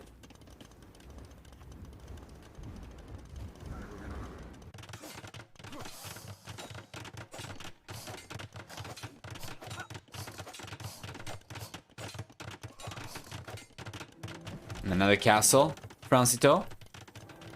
Assad is still on his way to the Imperial Age. Will allow the bull player to start bumping trips over here already. So, first one's coming up on the right hand side. This castle. It's gonna start producing trebuchets very soon as well. He's gotta start going for it, man. Because if he doesn't, that kind of negates the head start that he had to the production over there. Yeah, he's not going for it. So in the end, Tato's gonna be the first one to get trebuchets from this one. Well, he knows about the castle from Sito. And Sito, he knows about the castle from Tato, but he's going for Genoese crossbows.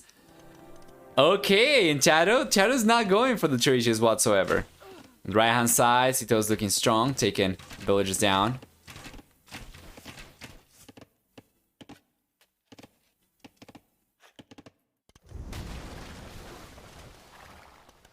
Beautiful.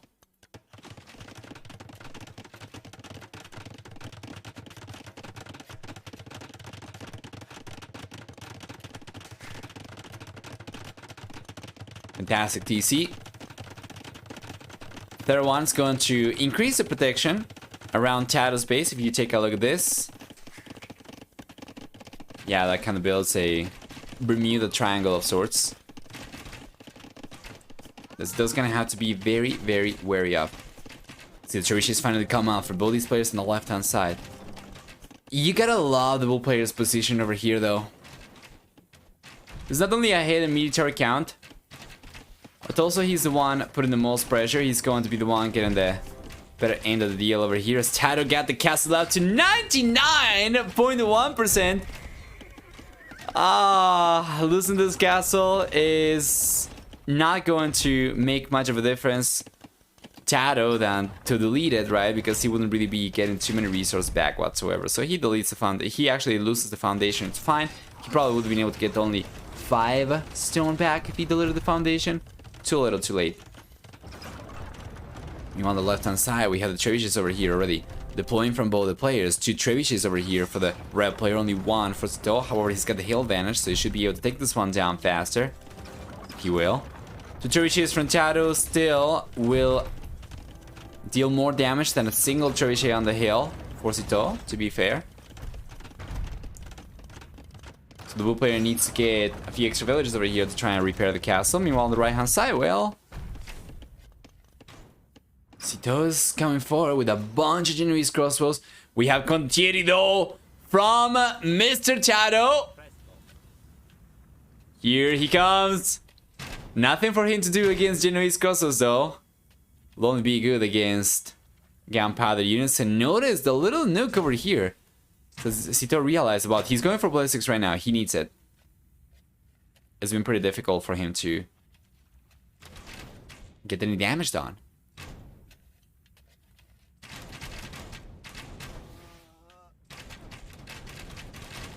Yeah, and there we are. He's got ballistics now. These Condottieri are gonna start losing a lot of HP.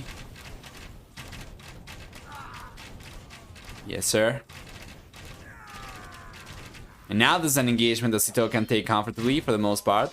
Yeah, so long as he kites, it should be fine. He's going over to the hill over here, and of course Tato is not gonna be interested in chasing those units over to the hill. Meanwhile, down the south, we have Sito be the first player to go for bombard cannons, taking the trebuchet down from Tato and taking the castle down. And military count now favors the blue player heavily, while Tato is crumbling right now, falling apart to the scenes behind. And military count behind in worker count as well.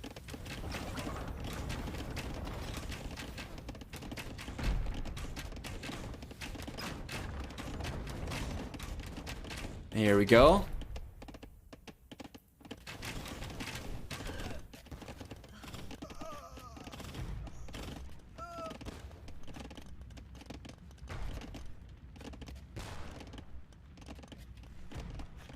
Beautiful, and that's another castle coming out from Sito. He's looking good, guys.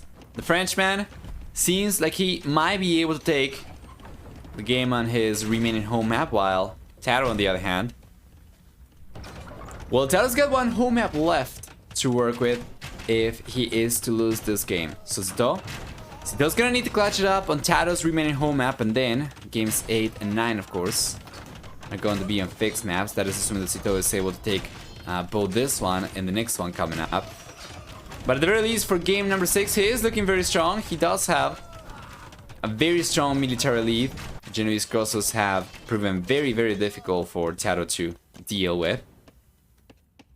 And while he was able to push him away on the right-hand side in the end, yeah, we'll see that Sito ends up losing the Genoese crosses over here. He does still look very strong on the left-hand side, where he's got a good amount of units still. Is going to keep on pushing harder and harder against Tato's economy. And now another 4 castles coming in from the blue player. And you know what? I would have loved to see Sito just try and make use of... Yeah, there we go. Tato calls it GG. Not even enough time for me to say what I want to say over here. But I would have loved to see the blue player just take both of these farms down, right? And then just go for a castle around here, right? That would have been really good. Anyway, let's take a look. The achievements before hopping off and waiting for... Oops. Sorry, there we go. And waiting for game number 7, right? So this one goes in favor of Sito. And we'll see for the achievements, a much better KD for Sito. In the end, it's going to be approaching 3-2. We'll see for economy, a much stronger economy for, yeah, Mr. Tato over here. But in the end, it does not matter. The KD was so good for Sito that it more than offset for the extra resources Tato was able to get. And overall, Sito's going to get a breath of fresh air over here, taking game number 6. We're going to jump into game number 7 to take place on Tato's remaining home map before going back.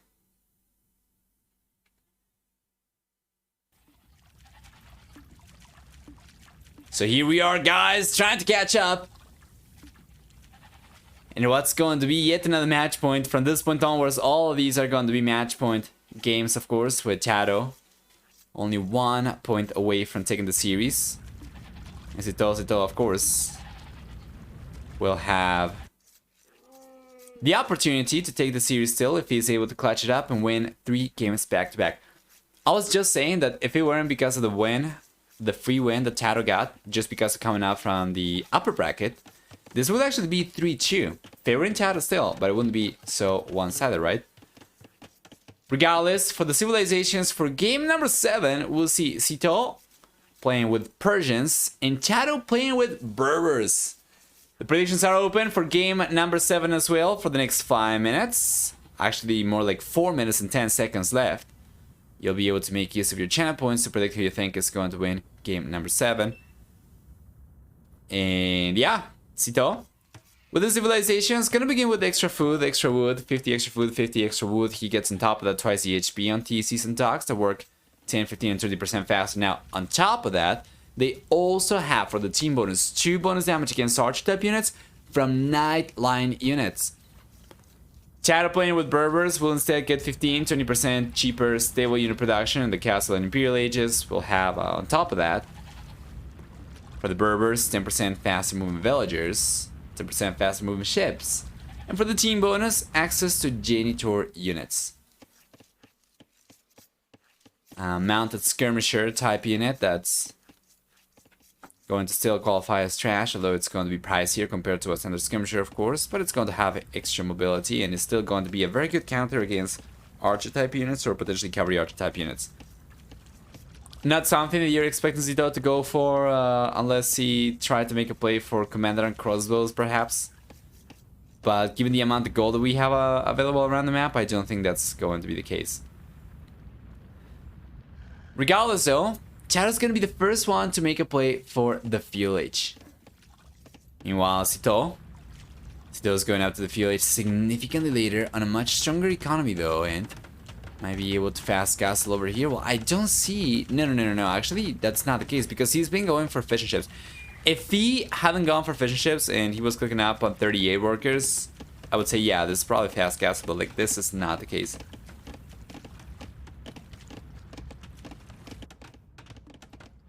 Anyway,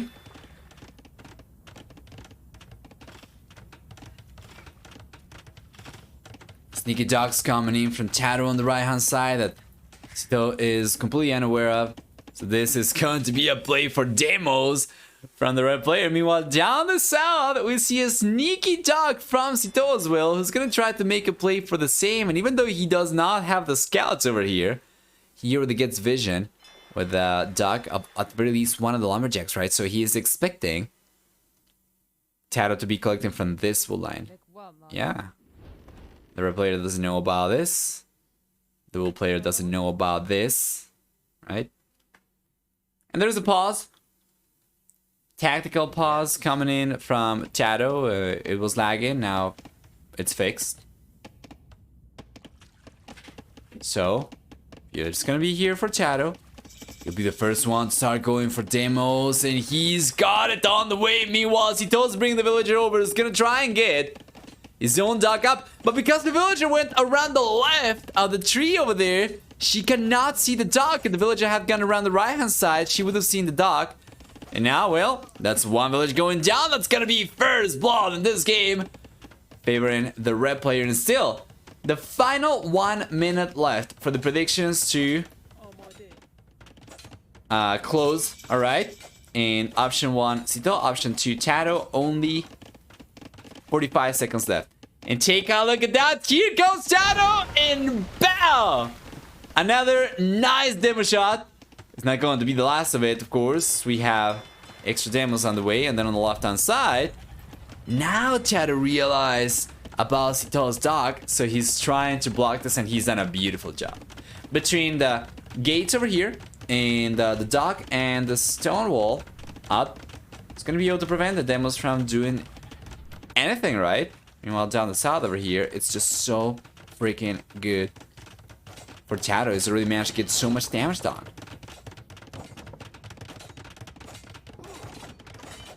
Fantastic.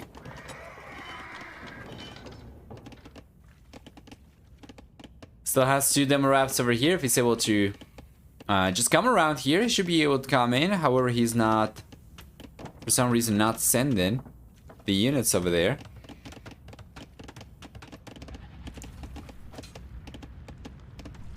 Terzan was having great this game. Yeah, they have.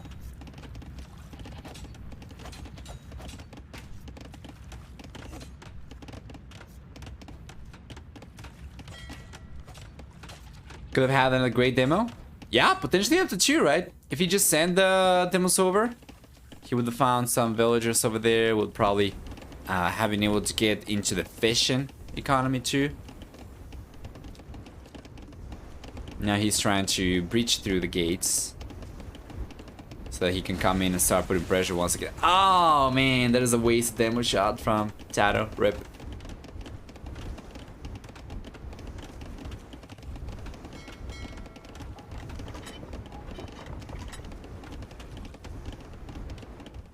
Just gotta be careful. Oh, that is another wasted demo shot though. I'm really sure. Did he think that the gate was open, perhaps? It's locked. So Sito's not going to open this one by accident anymore. And Taro does have extra demolition rafts on the way, though. And that's another villager going down to the scouts over here. Taro seems like he's finally losing the scouts. Not quite. He walks away.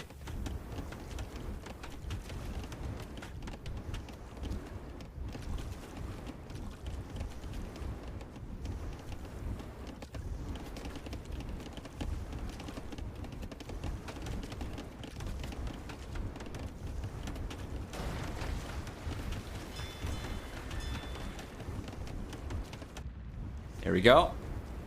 Yeah, and so far, game has been favoring the red player.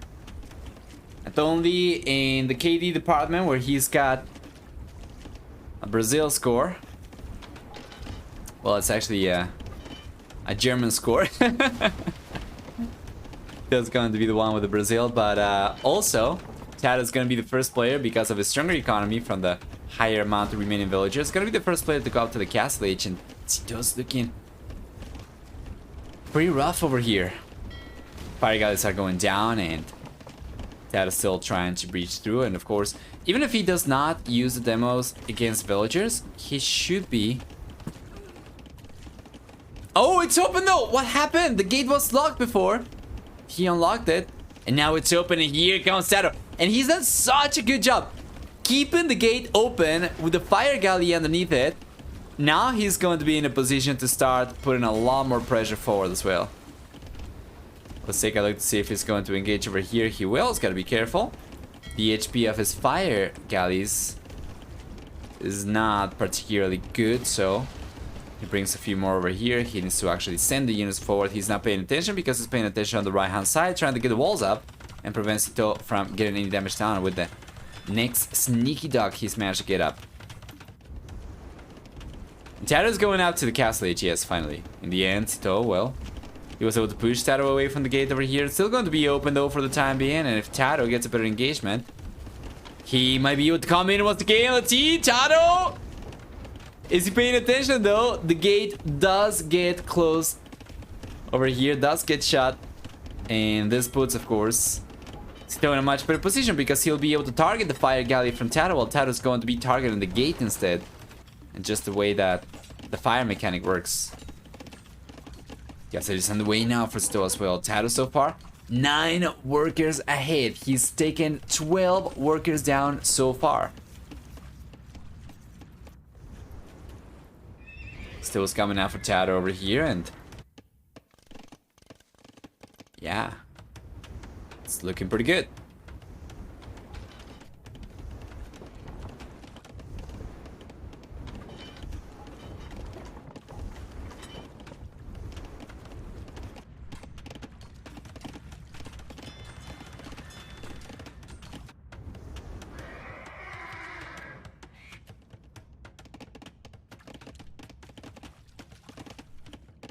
Here we go.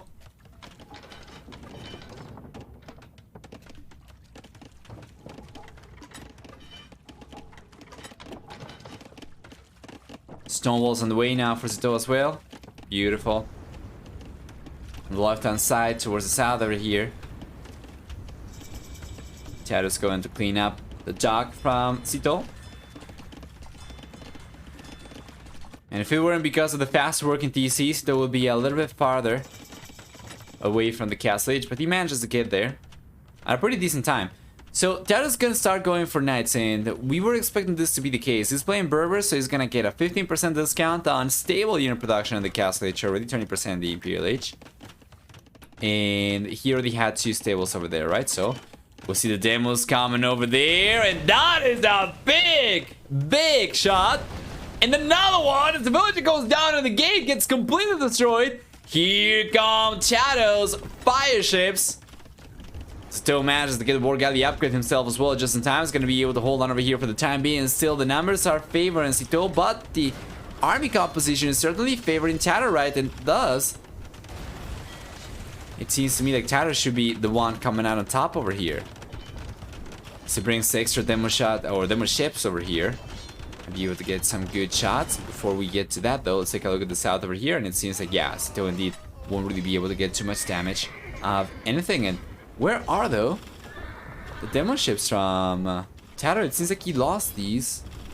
Probably to the TC. I think he might have lost the demos to the TC. He doesn't have them anymore. Yeah.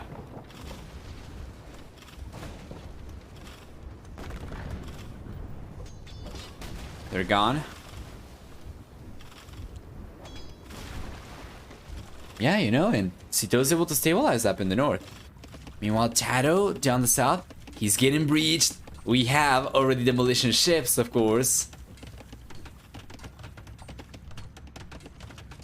Yeah, good quick walls over here. We have demolition ships, of course, right now for Cito, as opposed to demolition rafts, so he's able to destroy the buildings over here. Set the zone units free, and now he's gonna start putting some pressure. And Tato should be fine, though, I think. Yeah, he's been able to stabilize down the south over there. A lot better than Cito's been able to stabilize up in the north over here, as after all, the bull player is still under a lot of pressure in Tato. That has been able to prevent the fire ships from coming into his economy. Actually, the quick walls over here. A very peculiar layout for Tato's quick walls, but it's going to work, man, and that's all that he really needs. Meanwhile, up in the north, Cito is still very much exposed. I do not really like Tato going for demos against the TC over there. This is a Persian TC, so it's not going to go down. Demolition ships. Not today, anyway. And there is a huge eco difference favoring Tato, but there's also a huge military difference favoring Tato, too. We'll see, though, the demos coming up over there from Cito. A little bit of a wasted opportunity, though. Pretty sure he would have been able to take most of these down if he had just targeted fire ships from the center over here with both the demo ships, but in the end was not able to do it. Let's see if he's going to get a better shot this time around. He's going for it. Yeah, this is what I'm talking about. You see, both demo shots over there at the center of the army from Tato would have been so effective now. Tato ends up getting kind of pushed away for the time being, but he's going right back up. There was unable to push the red player away from here. And guys, the writing seems to be on the wall, and Tato will move on then to become the winner of Double Cup 3 to remain as the champion in this tournament, while Cito, after giving it his all and after an incredible clutch against Winchester in the lower brackets final, does end up ultimately crumbling to Tato, the king. For Double Cup 3, as the Spaniard is going to win the series with a final score of 5-2. Well played. Tato is up.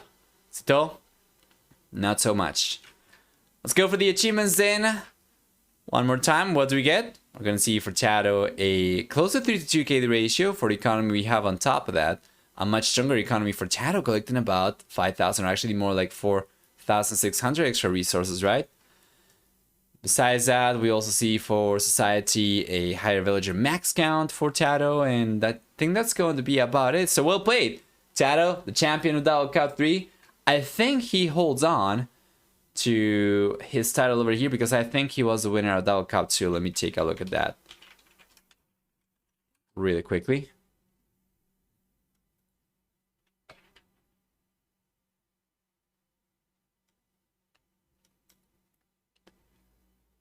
That is indeed correct. Yeah. Tato, the winner of Double Cup 2 and Double Cup 3. Well played.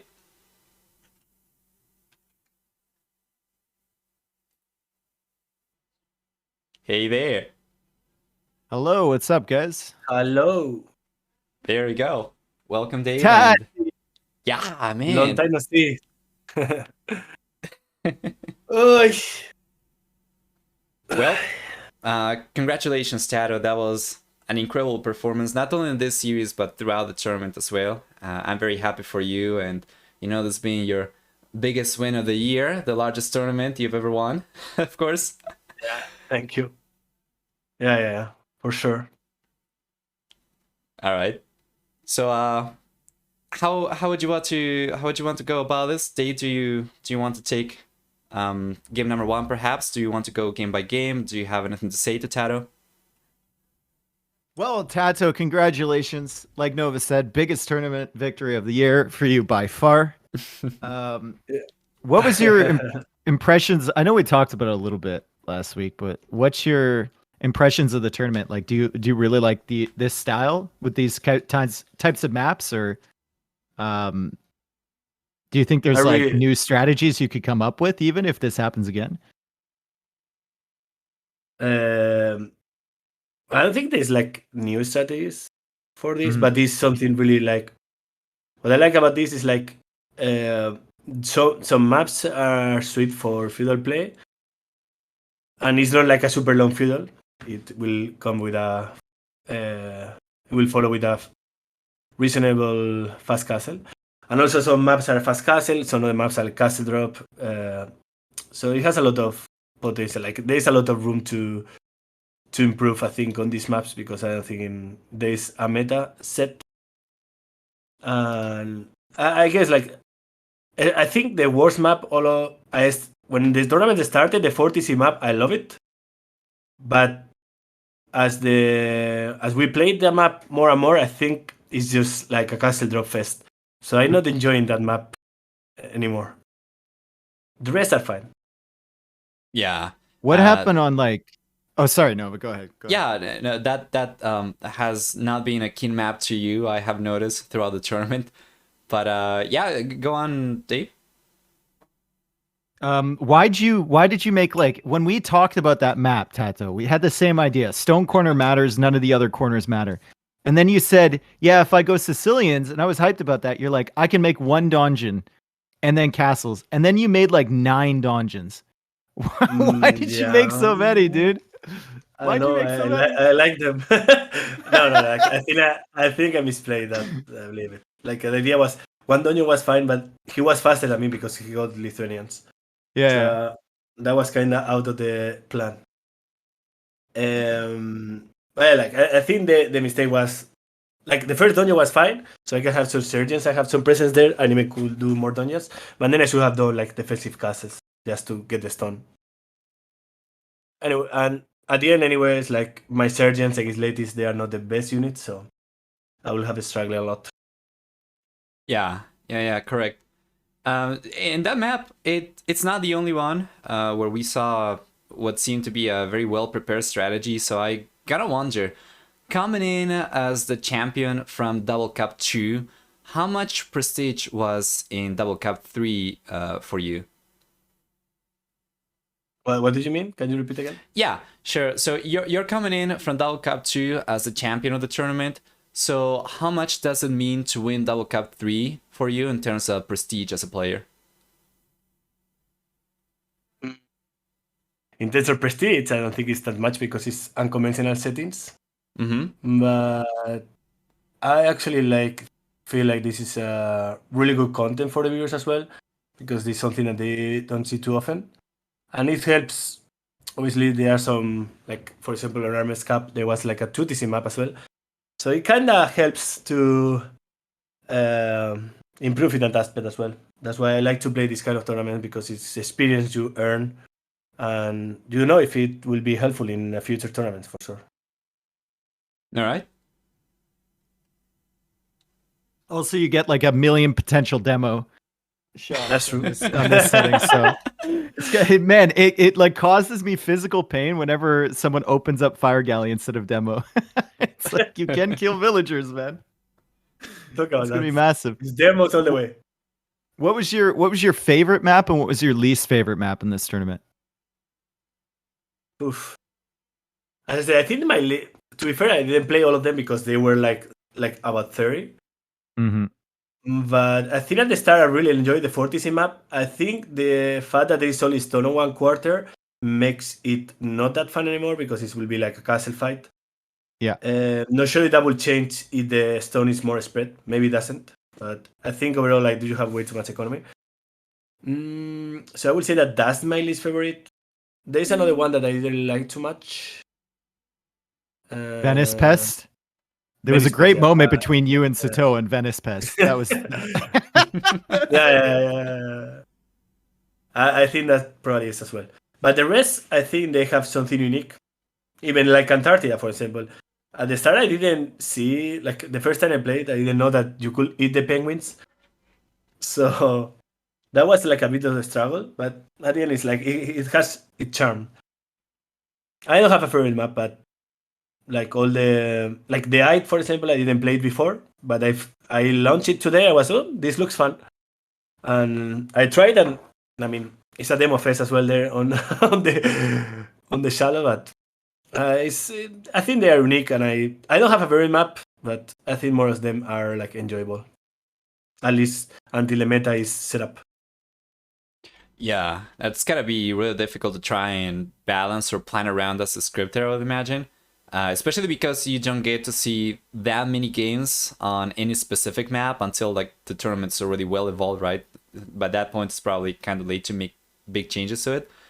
But I have a question regarding the preparation. It was quite clear, and I seen you playing four quarters. That map in particular, I saw you try a lot of different civilizations, well past the meta had been established for like Hindustanis, for instance, or potentially Japanese.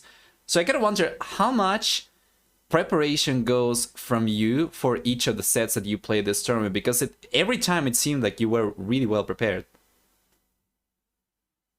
I actually haven't prepared at all, but I have a look at the maps, and it's just experience. I didn't prepare like thinking about, not like more like practicing strategies, but I think I have thought about some plans for sure. Like I have watched like Viper versus Winchester twice. I have watched some of the other games just to get ideas, because I think it's impossible to prepare for a tournament with 30 maps also.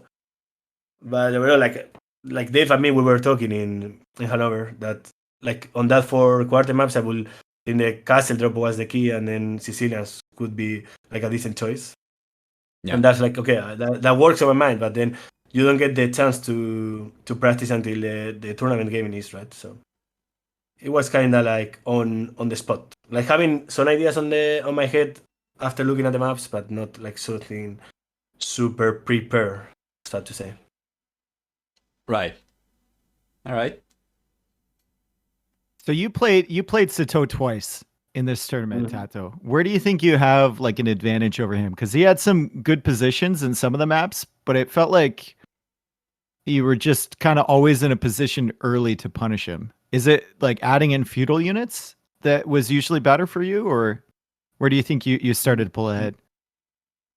I think Sito made a mistake in most of the games. Like he relies a lot in the castles, and you have a lot of villagers, but still, like having 5-6 villagers on a stone, it could hurt sometimes, right? Like it can pay off if you get the good castles and good unique units, but like I think it delays your economy as well, and you give up map control.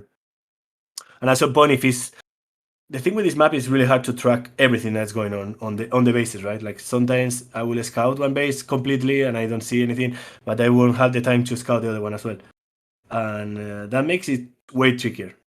But overall, I think he tried to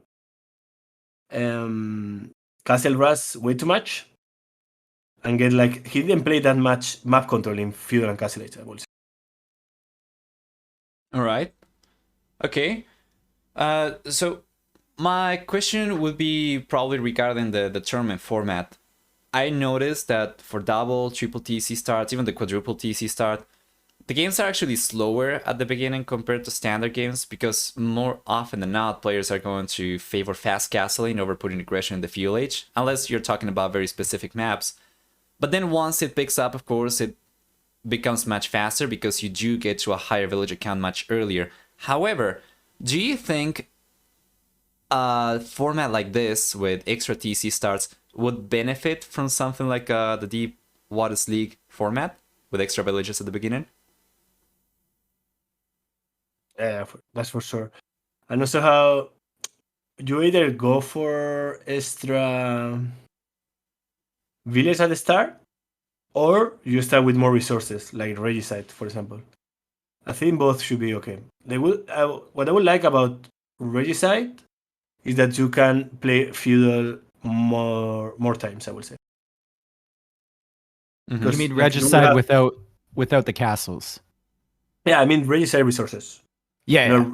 Not sad to say, like, yeah, Regicide resources, like, or medium resources. Not sure what is the, but like starting with more food and wood will allow players to play more feudal and not like going straight to FC.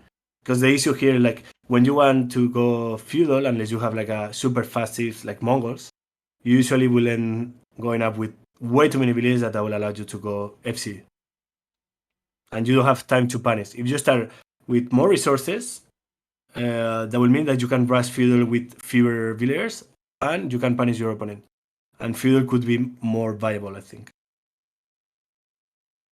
Okay. What do you think about like sorry, last question for me. In S tier tournaments, you know, where you have a really varied map pool, let's say a Grand Melee or something like that, something equivalent to that. What do you think about adding in one or two double TC start maps? Or do you think if it's it should be like a single TC start tournament or a double TC start tournament? 4 quarters, man. Yeah. I think like RMS Cup had the 2TC map, and I think it was Mhm. totally fine. So I don't see the reason to not try like adding maybe 1, 2 maps. Yeah. On the map, like there's always a possibility to ban them probably as well or snipe. So I think Mhm. it should be actually interesting because it's a twist as well. Kind of mixes up the Civ draft a little bit too. More possibilities feels like. Yeah, I agree. And also like probably if we had that and you can prepare for the 2TCs, maybe we will end finding the best way to approach those kind of maps. Or openings, rather. Mm-hmm.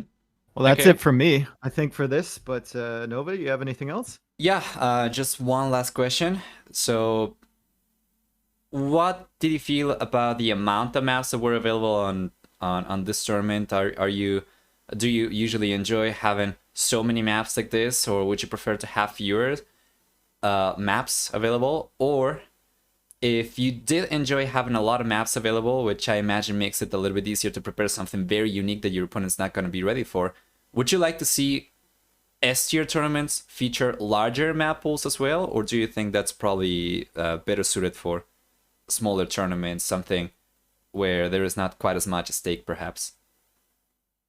I think it makes sense if the tournament is not that big to have that amount of maps.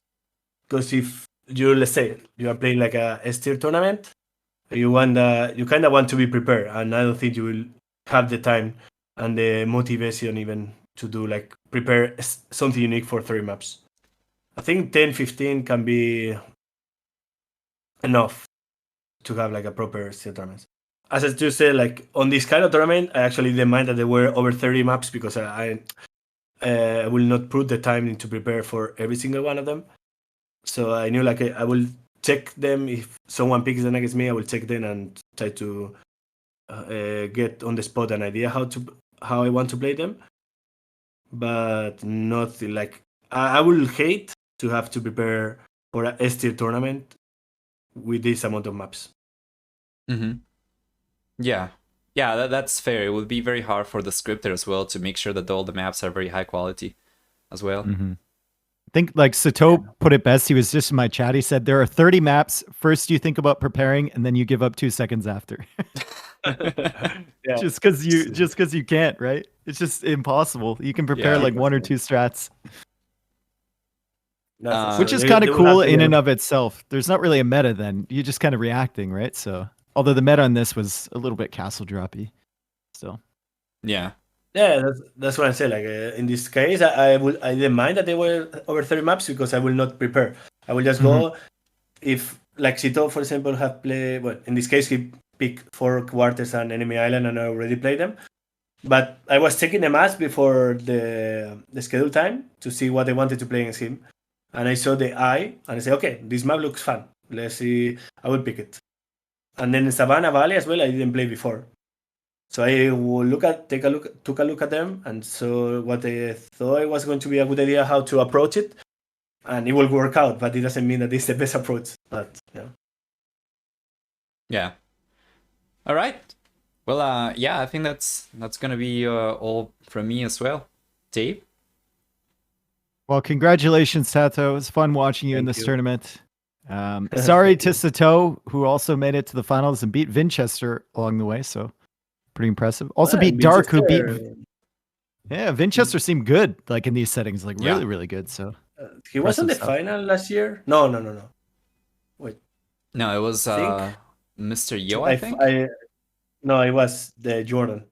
Ah, But right. I'm not sure if Tito played the other one. Mm-hmm. Yeah. So he did a good job. I think if he didn't play last one, I think he did a really good job. All right. It's not easy. Yeah. For sure. Yeah, he didn't play. Well, thank you so much to Hu and Daisy Chan for hosting the tournament and Noah as well. And see you next time, hopefully. All right.